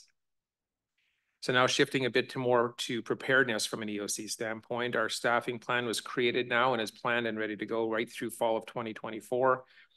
Community meetings and outreach are planned for East Barrier Lake, Chase Farmers Institute, Turtle Valley Community Association, and many others as we move forward. There's been readiness meetings around regional strategic partnership workshops, community wildfire roundtables in Clearwater, Clinton, Lillooet, Shuswap, spring hazard preparedness workshops with EMCR as well. Our ESS discussions have been ongoing with Ashcroft and Cache Creek and Chase. TNRD staff are attending wildfire resiliency and training summit in Prince George in April. We're procuring new equipment for our EOC and ESS teams with UBCM grants, including PPE, clothing, backup power supplies, and communication equipment. An additional emergency services vehicle was purchased this spring and will be outfitted with lights and sirens as a response vehicle to match the truck we purchased last year. And we continue to work with our contractor to update 5 of our evacuation route plans, also using grant funding from UBCM. And then finally, from an EOC part is the communication part. We have updated our EOC templates for notices such as evacuation orders, alerts, state of local emergency declarations. Staff are continually working on the what should we do documents and all of our best practices, so we're prepared to deal with residents and emergencies as they come. And then a big update is currently underway to our EOC section of our website, which is a big deal. We're launching a new portal, which will run side by side with our website, which our communications and IT teams are just finishing to build out. This will make it even easier for the public to find key information from the TNRD during an emergency, and will address the issue of overload that we had on our main site last year where it crashed a few times. Last summer, for example, as I just mentioned, during the Ross Moore fire, our website spiked 133 times more than normal. This new portal will address those challenges and be much more efficient moving forward. The fourth topic was around accessibility. We had a great presentation today. We continue to make progress on our accessibility plan. Recently, we had staff departments complete accessibility checklists to identify where meeting accessibility needs where the needs are in our facilities, and most importantly, what we're going to do about those. Last week, our Accessibility Advisory Committee got a summary of those highlights, which will be critical in developing the plan. So thank you to Marty Jeremiah for putting a ton of work into that prior to the meeting. We expect that the accessibility plan will be completed this year. In the meantime, residents can always give us feedback. We have a new feedback form that lives live on our TNRD website. We're in the process of fully rolling this out, which includes developing new signage for our facilities to make sure people are aware of the changes we're making and any changes that may need to happen. Fifth topic and the final topic for me before I pass it over to Mr. Kelly was on communication in general. We have many initiatives going on right now. We have put a call out for residents to fire smart their properties and did a news release recently, encouraging electoral area residents to request a fire smart home assessment through us. That has been a very successful program. We launched a survey on Monday for the Sun Peaks transfer station hours of operation and did a public service announcement. We had a great turnout earlier this month in the community of Birch Island about a proposed fire protection service expansion in the community. We did a survey that closed last week and had a great response. We're continuing to inform residents of mandatory recycling with social media posts and updated signs for facilities. And I know our team is out to many of your communities to talk to your councils as well. We are expecting to open a new household hazardous waste facility, and we're working with the city of Kamloops on a news release and launching a webpage to support the initiative. We're just wrapping up the annual report that, as I've mentioned in the past, is not something that we're legislated to do, but we feel it's a great way to promote our regional district. The Waterworks newsletter and regional newsletters for the EAs will be going out shortly after that, and we're working on those. And then after today's approvals of both budgets, there's going to be a ton of information being shared through our communication team to talk about our budget and the decisions that were made and help residents understand them. So with that, I would like to pass it on to Mr. Kelly for just a quick few updates on a number of topics. Yeah, thank you, CEO Hildebrand. Similarly, you would have all received these topics via email, but just wanting to provide them verbally to the board as well. On March 5th, we attended Skeetcheson's regular Chief and Council meeting as an introductory meeting with directors Grenier and Thorpe. Topics of conversation included fire protection, Recycle BC, and official community plans, as well as First Nation involvement and engagement with regional districts. This is the first of many conversations that we plan on having with Skeetcheson as well as other First Nations, and we're currently in talks with their staff to host a community-to-community forum in the near future. Speaking of community-to-community forums, at the beginning of March, there was one hosted in Clearwater with Simp First Nation. Attendees included the District of Barrier and Clearwater, villages of Valemount and McBride, and the Regional District of Fraser-Fort George, as well as representatives from the TNRD. Topics of conversation included highway safety, BC Hydro Service, and Simp's interim stewardship plan. The village of Valemount also signed their memorandum of understanding with Simp, which is a huge step forward, and I think we're all excited to see further MOUs signed in the near future. Speaking of MOUs or protocol agreements, just a quick update on the two that we currently have drafted, both with Simp and Kamloops respectively. Each of those protocol agreements have been reviewed by the directors within those respective territories. Each agreement is now in the final draft stage and will be coming to the board for formal approval very soon. Just a little bit on the relationship building process that we use going forward with First Nations within the regional district. The first meeting is typically part of a normal chief and council meeting. So we don't set the discussion topics. We are just there to make sure that they want to move forward with a formalized relationship with the regional district and what their concerns might be. This typically leads to more formalized community-to-community forums, which many of you have been a part of. The end goal will always be to have a protocol agreement or some type of formalized agreement with as many of the First Nations within the Thompson-Nicola Regional District as possible. Staff will always do our best to share any information that might be beneficial, and we strive to host pre-meetings to ensure that we are all on the same page. I know that there's been a bit of a communication gap there in the past, and we want to make sure that we address that moving forward. I do want to acknowledge that every process won't necessarily be the same, and sometimes this might look different, but generally speaking, that's what we're striving to do. Lastly, just based on feedback from the Electoral Area Directors Committee earlier in the month around the decoding drought sessions that the province has been putting on, I know that myself and Director Sow and Director Houghton attended decoding drought session put on by the Ministry of Waterlands and Resource Stewardship, as well as the Ministry of Agriculture in Westwold. There were some concerns around the facilitator of that meeting and how well it was received by members of the public.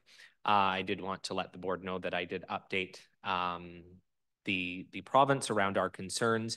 They did tell me that the reason that kind of went off the rails is because they were trying to preemptively answer some questions that residents might have submitted during the registration process.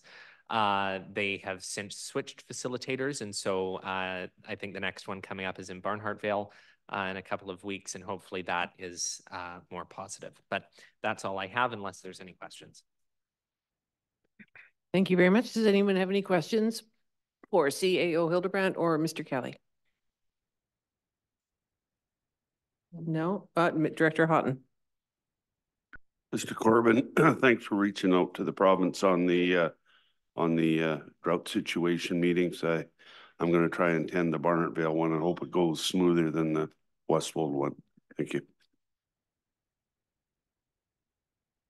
I'll second that, Director Houghton.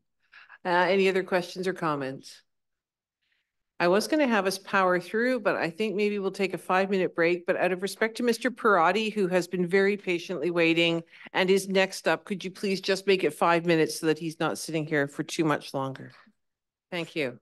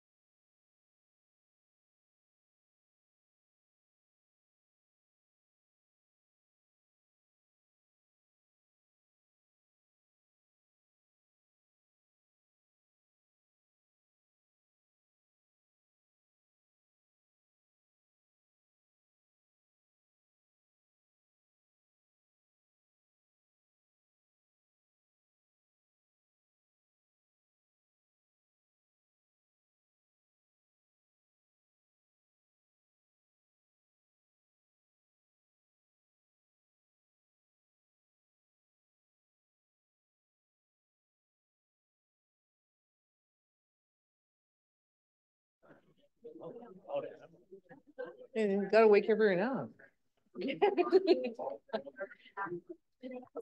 Otherwise. Everybody listen.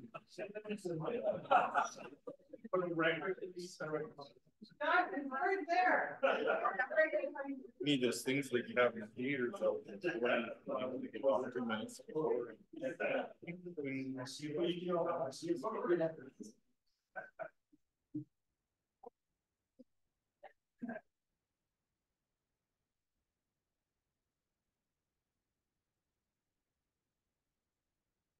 All right, thank you very much, everyone. And I know he was introduced to us this morning at the hospital board meeting, but CAO Hildebrand is going to do the honors again. I know it's been a long day in case anyone's forgotten. Thank you, Ms. Chair. CAO Hildebrand. I will keep it brief, but I'd like to introduce Ms. Mario from BDO. And as mentioned, if there's questions that require to go into a close at some point, we will do that in April if somebody on the board chooses that. So please let us know. But everything went really well, and I let Mario take you through the details. Welcome, Mr. Parati. The floor is yours, sir. Perfect. Thank you. I'm glad to be back here. And I guess I'll start by, reiterating this is my first public appearance to finalize. And so I will also apologize to many of you. You will be seeing me again in the next several weeks. Before I jump into the slideshow that I have prepared for the TNRD's 2023 financial statements, I just want to touch briefly on the budgeting process and say how pleased I am to see the changes that have come through this year. And even sitting through the presentation, I purposely stay out of the budget discussions as my clients go through it because I don't feel it'd be appropriate for me to be able to comment on it. So if I'm not educated on it, I can't comment until it's public. But regional districts can often fall under the radar just by the nature and complexity of what you have. And everything goes along great until one area, one municipality, one resident starts to get questioning things. And that's when the complexities come through and there's a lot of misunderstanding. So to have a detailed budget like this, separating out capital versus operating like has been done now, I think are great moves. And I know that presentation was a lot on a big agenda day, but it's really, really important because regional districts, when it goes well, it goes well. And when it goes off the rails, it goes off the rails. So, but anyways, if we can pull up the slides, we weren't here to talk about the budget. We are here to talk about the audited financial statements. You have a copy of the full financial statements in your agenda package, but to make it easier to follow along, we have a PowerPoint here that we'll walk through on the financial statement results, and then we'll talk about what how the audit actually went. And if we move to the next slide, we'll start with our independent auditor's report and our audit opinion. And as a reminder, these financial statements are prepared by management of the Thompson-Nicola Regional District and approved for publication to the public by the board. My role is to express an audit opinion on these financial statements. And if it is the board's pleasure to approve the statements, we will be proposing a clean audit opinion. So these statements do present fairly the results of the TNRD for the year ended December 31st, 2023. And if the motion is approved today, today will also be our audit report date. So moving to the next slide, we're going to start at the statement of financial position and a snapshot of all of the assets and liabilities that you have in your surplus at the end of the year. And I've broken it out into a couple of categories here. And we start by looking at your financial assets, which have increased from 55.6 million to 60.6 million. So that's all the cash you have and cash that you have coming in. Then we get down to this net financial asset position of 29 million versus 24 million, which is if we deduct our obligations, that's what we're left with in the bank in cash for our reserves. But there's a couple things that I wanted to pull out because when I look at your liabilities, there's a few different sections. The first is looking at your liabilities excluding your municipal finance authority debt and your asset retirement obligations. That's your accounts payable, that's your deferred grants, prepaid property taxes, and those things. And so that number stayed fairly stagnant this year from 7.5 million to 6.3 million, which isn't a big deal. But we pull out the MFA from that because when we look at your net financial assets, We know you're not going to pay off your debt all next year. So your net financial assets are in excess of 30 million. And now comes asset retirement obligations. This is a new line item that you have this year on the financial statements that was added this year and last year, which is why the 2022 amounts are restated. And we spoke to the Finance Committee about this in February, and I mentioned it last June when we were here to present. But asset retirement obligation standard came in, and this is the first time that we have to report any legal obligations you have to decommission assets on the financial statements. And so this number comes in at $23 million as a liability to the TNRD. Now, what that means is that at some point, the current cost of what you're going to do to retire your assets in the future is $23 million. This is not something that you're going to be spending today. This is not something that you have to have in your reserves today. This is simply what is going to be there in the future, and is that extension of your capital planning, your asset management planning.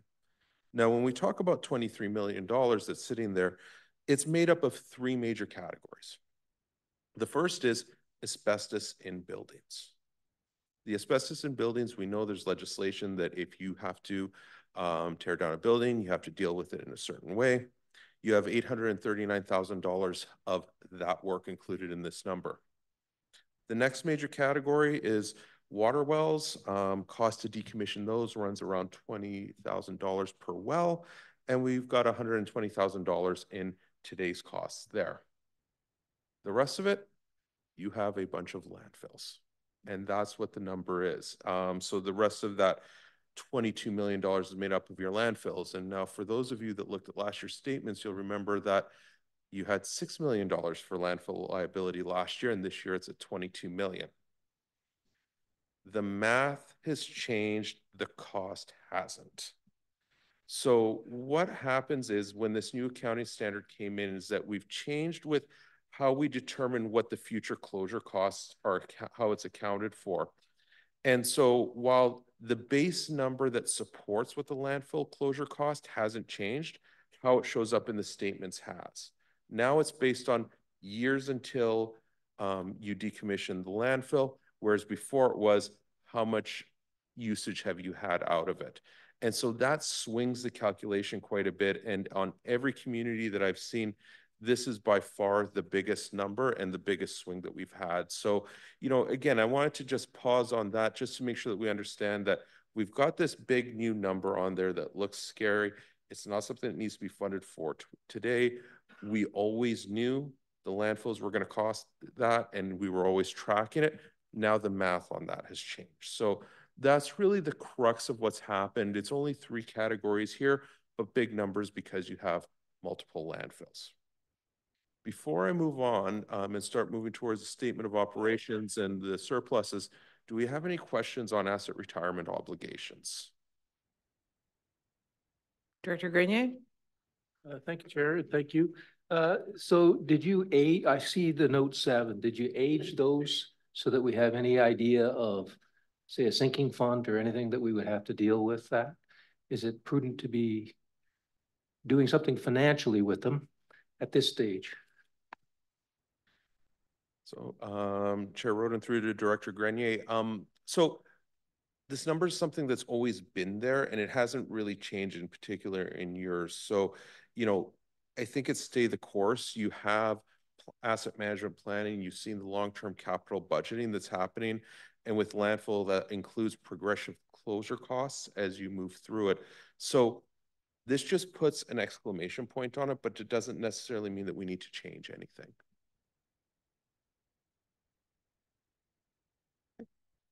Again, if we can go to the next slide. So now we're moving on to the statement of operations. So your revenues and expenses for the year. And we're going to start by looking at your revenues. And revenues came in at 48.9 million versus a budget of 48.3 million, which seems very exceptional at how close you were to the budget. But there's a couple of things that I wanted to highlight here. The first, if we go to the far right, we'll notice your investment income, 2.6 million. Last year, you were at $720,000 and a modest budget of $250,000. Obviously, the current interest rate environment has impacted that, which is why we have such a large swing. The other item that had that seemed like we didn't have a big swing was our government transfers and grants, where we have 12.6 million was our actuals, and our budget was 13.6 million. But included in your actuals, there was the library enhancement grant that came in, 1.2 million. That was a nice welcome surprise for the province. And then, of course, the 5.4 million of the building community fund that came in from the province as well. So those are items that weren't necessarily budgeted. So I want to highlight that even though you're showing that you were very tight to budget, you know, we had some unexpected government grants, which masks that there were some capital grants that didn't necessarily come through or projects were delayed. And so that's why you had it there. And if we move it to the next slide, we're just going to show the revenues breakdown by source and highlighting over 50% of your revenue is taxation, which is why we spent so much time on the budget process and coming up with our budget bylaw. Now, moving to the next slide, we start talking about our expenses. And there's also, as part of the changes that happened with the budgeting process, there was also changes in how the departments were being reported. And so when we look at this and we look at the 2023 column in blue compared to 2022 in white, there's some comparability issues because of how the departmental reporting changed and how things were being recorded back in 2022 versus the new approved way for 2023, which aligns better with your operations. So when we look at some of those swings to the prior year, I encourage you, let's focus more on how you did against budget because your financial plan did line up properly. And so the total expenses were $40 million versus a budgeted expenses of $43.7 million. And last year you were at $38 million. And as you can see, when you compare the blue to the red, there are not a lot of swings that we had there. So there isn't really a lot for me to talk about because management was able to keep things very close on budget. And so moving to the next slide, we just show breakdown by our major departmental areas in terms of where you're spending your money. Just highlighting that. And we'll go to the next slide and transition now into our surpluses. And so when we look at your surplus, it was an $8.8 million annual surplus versus a budget for accounting purposes of $4.6 million. And as the reminder that I give you every year, the way we budget in the budget is presented in the financial statements does not align with the budget that you were just presented.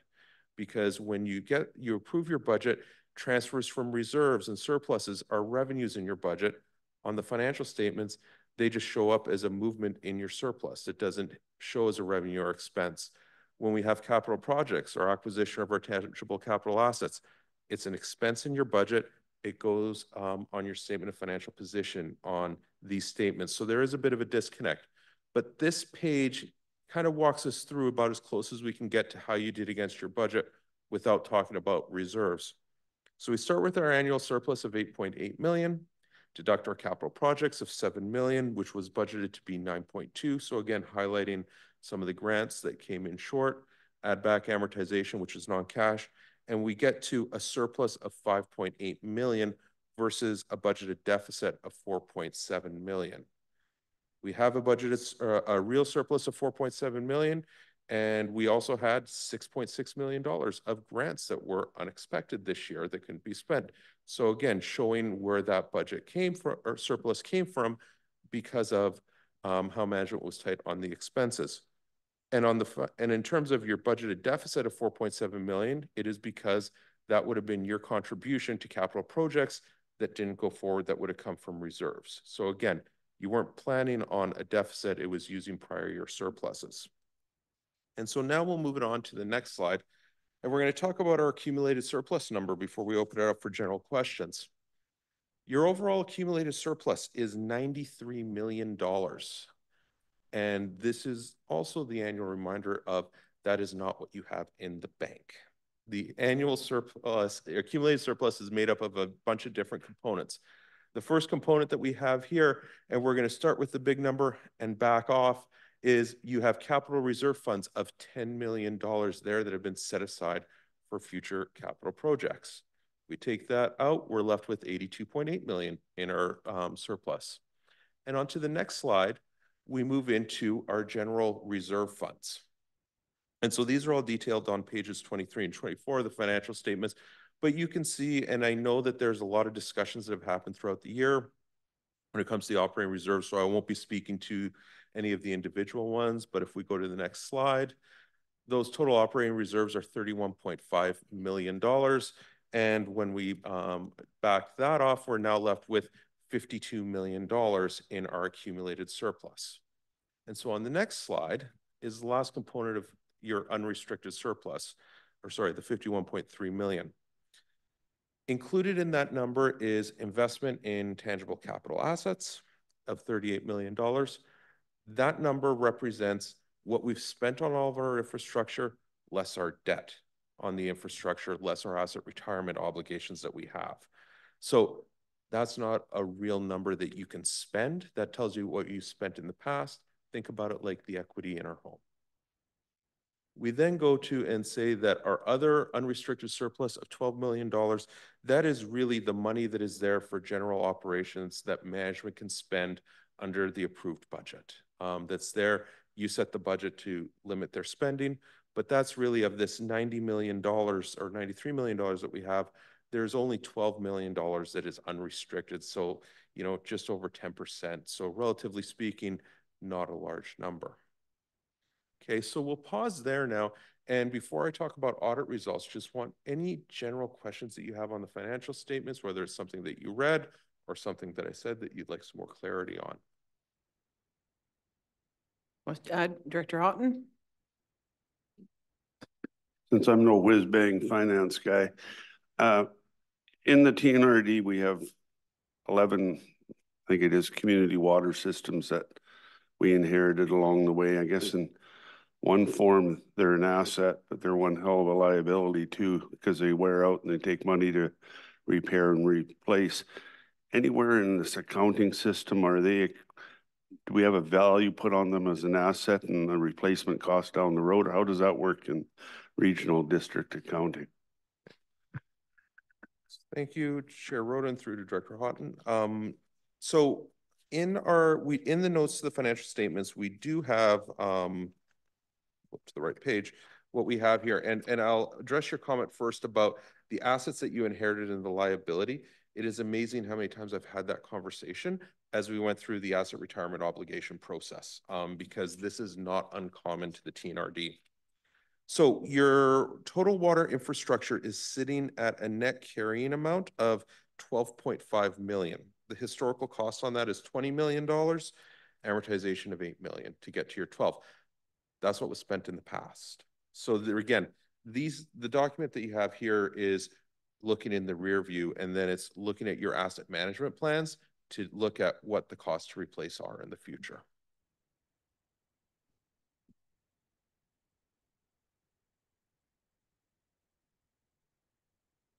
Any other questions? Comments? No? Carry on. One last slide. So in terms of the audit results, you know, it's, I left the comment in here, audit completed in time with the expectations of a transition audit year, because this was the first year that the new team was able to put things into their systems, and there's a lot of changes that were made this year. And I'm here 2 months earlier, or sorry, 3 months earlier than I was last year. And I think that that's quite remarkable. And when we look at the changes, and last year we had a number of recommendations that came in through our management letter. We had no recommendations this year, which the team was quite happy about in terms of the management team, but that's also a challenge for us to make sure we find stuff next year. But jokes aside. No, that's okay. No, jokes aside, I do feel that things went very well, and, you know, working through some more of the transition the year, I feel like it was a 2-year transition because it was a completely new management team that kind of got it together last year, and you've seen all the changes that they made this year.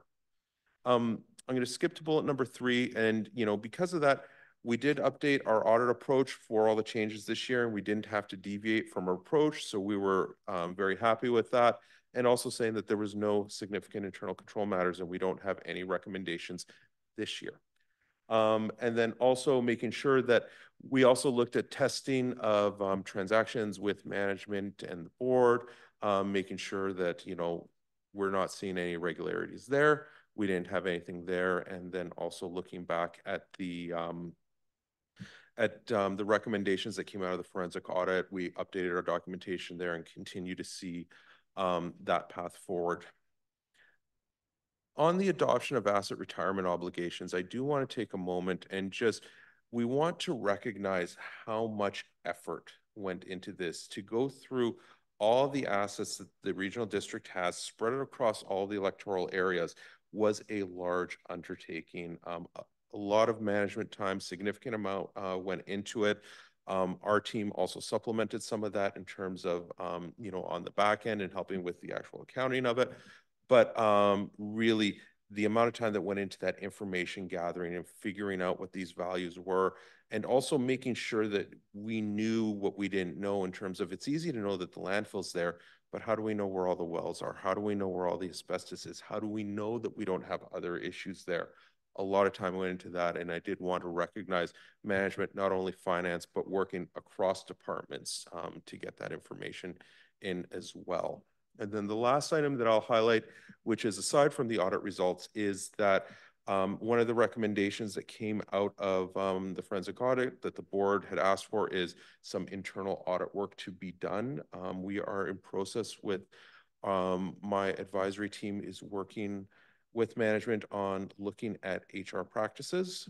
And that is something that we started looking at in the fall. There's going to be some surveys rolling out, and at an upcoming board meeting, we'll be reporting on the results of that. So just a reminder that that work is happening. It just took a little bit longer given that we're looking at HR and all the changes. We wanted to make sure that we were able to properly develop the items and also make sure that there was enough time with the change policies in there that we could be looking at their effectiveness. But that is coming, so stay tuned for that.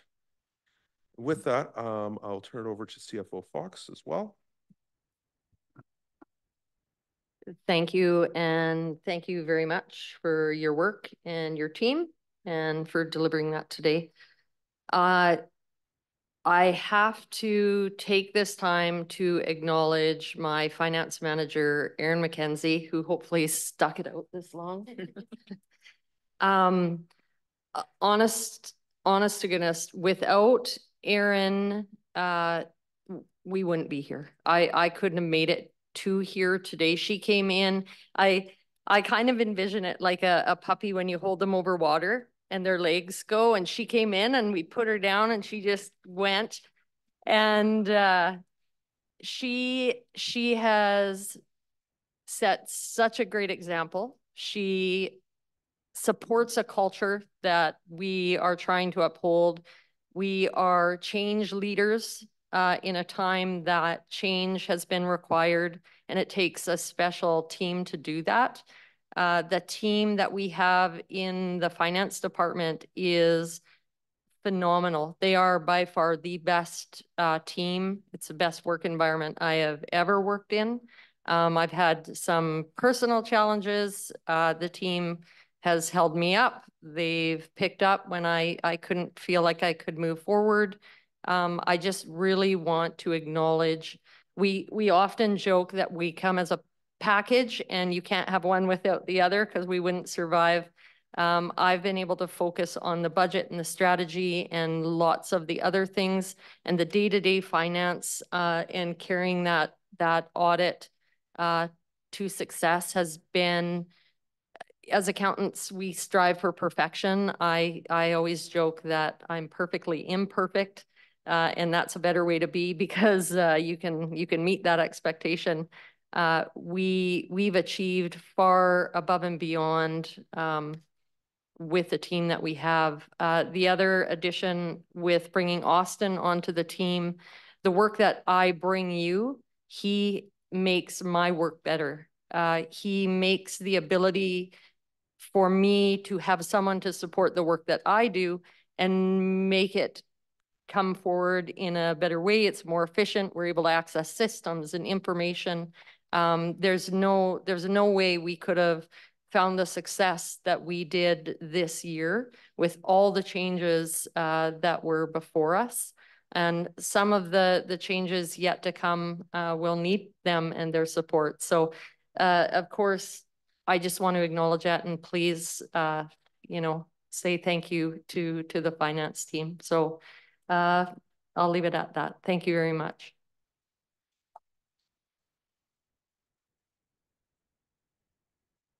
If the one other thing is in what Mario was talking about with all the other management folk, we run an organization of 124 services, and with the asset retirement obligation, the 10-year capital plan, and all of the changes that we're making really takes the engagement of all levels and the budget managers of all the different services. And I know it's frustrating for them at times with the amount of change coming their way. And the amount of work and shifts that they've made to their work to do this in all the other departments really should be acknowledged as well. So I don't want to leave them out of it. Thanks. Thank you. Does anyone have any final questions for Mr. Parati, for CFO Fox? No? All right, one down and however many dozen to go this season. So thank you very much.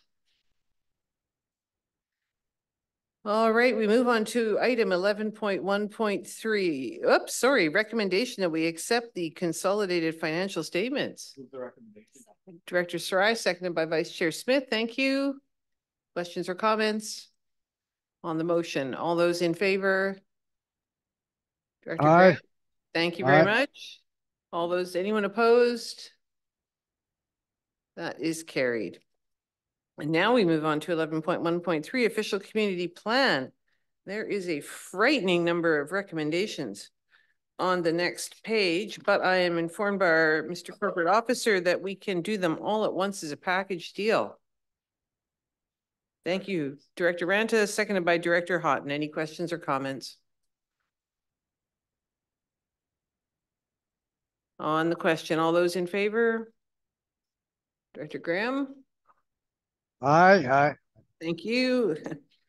Only once, that's fine, but thank you. Anyone opposed? That is carried. 11.1.4, reappointments to the Board of Variance, and these can all be done as one as well. Move the recommendation. Second. Director Sarai, seconded by Vice Chair Smith. Questions or comments? All those in favor? Opposed, if any? Aye.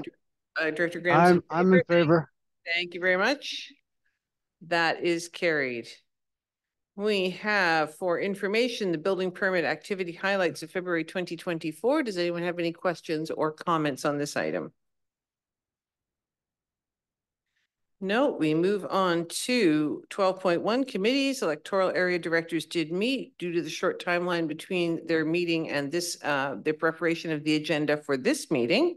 A full report of their meeting will be on the next agenda. We have no action correspondence. We have a couple of items, 3 in total for information only. Did anyone have any questions or comments on any of the information pieces of correspondence? No? Any new business from members? Vice Chair Smith and Alternate Director Beppel. Thank you, Chair. I'll make it really quick. I just wanted to take an opportunity to invite anyone who may be interested. The test is a documentary that was developed by our actually Logan Lake branch, library branch head, Vesta Giles, not in conjunction with the TNRD, different hat that she wears, but it's focused on Logan Lake and the Tremont Creek fire and how we responded to that and sort of the story of Fire Smart Logan Lake kind of. It's about a 55-minute documentary that will be coming to a theater near you right across the street at the Paramount on April 7th, if anybody is interested. Thank you. I spoke to Vesta Giles about this and the tagline. They prepared a 30-second teaser trailer to try and get funding for it. And she said the tagline was, Logan Lake spent 18 years preparing for a fire they hoped would never come, and then it arrived. So we have alternate director Beppel. Thank you. I'm on the committees for the FCM, and they had their meetings in the last couple of weeks for various committees. One is in terms of the rural committee. One of the things that came up on that, which I thought was of interest to any community that wants to do it, is some resources for doing homelessness counts in smaller and rural areas. The types of methodology is different than for a large urban center. The other thing that was covered in every committee meeting I went to was changes to the Canada Community Building Fund. The current terms expire at the end of this month. So FCM is very concerned that the changes, how they will impact communities going forward. In terms of, one thing is that at the moment it's discretionary funding, and the reporting is minimal, but the idea going forward is that the federal government will require much more reporting, which could be onerous, especially for small communities or anyone in that case. There is, for communities over 30,000, the federal government has said that the money would have to go towards housing initiatives. So in terms of the people in this room, that might not be a concern, but just in general, there's a lot of uncertainty as to the direction that the federal government is going to go in terms of the Canada Community Building Fund, which is the gas tax, commonly called the gas tax. I understand from CAO Hildebrandt that there has already been a letter sent from the board to MP Caputo, but I think that you may want to keep watching that issue of the CCBF fund, as it may impact the board's budget going forward. So it's just something to watch for. In terms of the FCM, it's, I would say, the highest priority issue that they have at the moment. And then just as an update, I think I've reported before that I'm on the provincial Economy Value Working Group of the Disaster and Climate Risk and Resilience Assessment Project.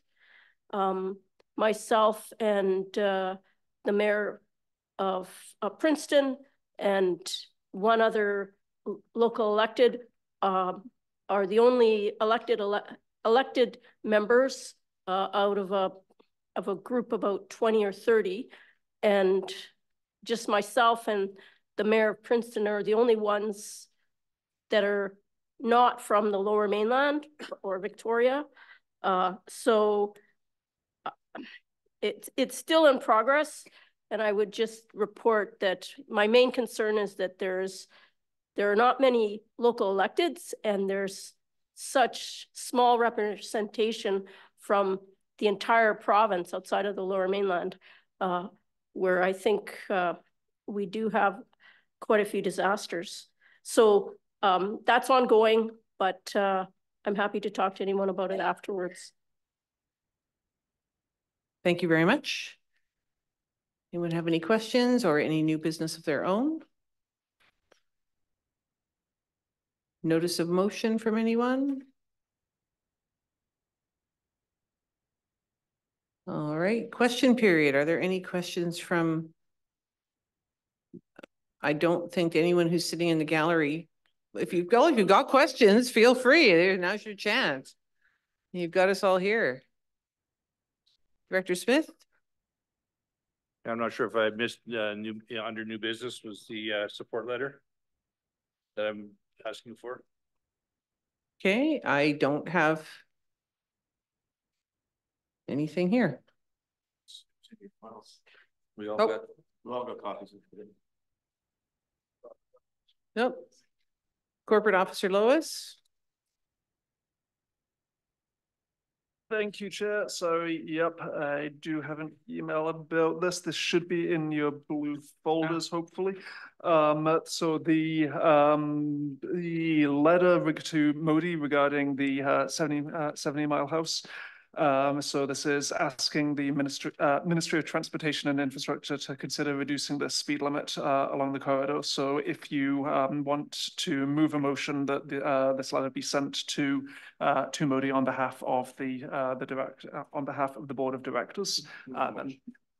Okay, Director Smith makes the motion. Director Sarai seconds it. Any questions or comments? Director Ranta.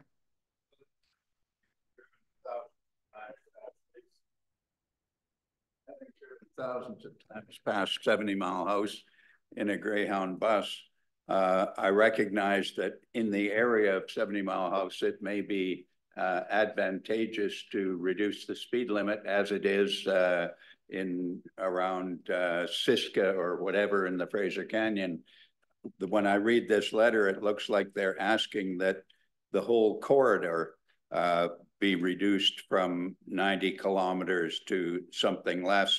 And I think it should be more specific to the area surrounding 70 Mile House rather than the way this is worded, which leads me to believe that the whole corridor is being requested to have a reduced limit. Yeah, well, the cover letter for sure says is strict. All we're looking for is the 70 Mile House corridor, just the 2 kilometer corridor from signpost to signpost. Yeah, that makes sense to me. Yeah, so I mean, I think this letter is sufficient because all of the other documentation that I've put together all says that it's strictly for the 70 mile corridor. So yeah. I don't think there'd be any confusion. I'm just looking for more support. I've got support from 16 other agencies now so far, so I'm putting the package together. This will be the last addition to the package, and hopefully we can put this thing to bed because I'm sure it was probably being asked to be 70 kilometers an hour when you were driving bus 100 years ago. I can tell you I was going more than 100 through 70 Mile House. You're part of the problem. With the doors open. That's a good thing. Okay, so we do have a motion to send this letter. Any other comments on it? All those in favor? Opposed, if any? That is carried. All right, and then there's no one here for question period. I don't know that anyone online has questions. So we have need of a closed meeting following this meeting in accordance with the Community Charter, Section 90.1 E, the acquisition, disposition, or expropriation of land or improvements. If the council considers that disclosure could reasonably be expected to harm the interests of the municipality/local government. And I, the receipt of advice that is subject to solicitor-client privilege, including communications necessary for that purpose. Could I have that motion, please? Director Getz, thank you. Seconded by Director Grenier. All those in favor? Opposed, if any? That is carried. Please don't go too far. We are now going into a closed meeting, so we just have to do a little bit of technical stuff.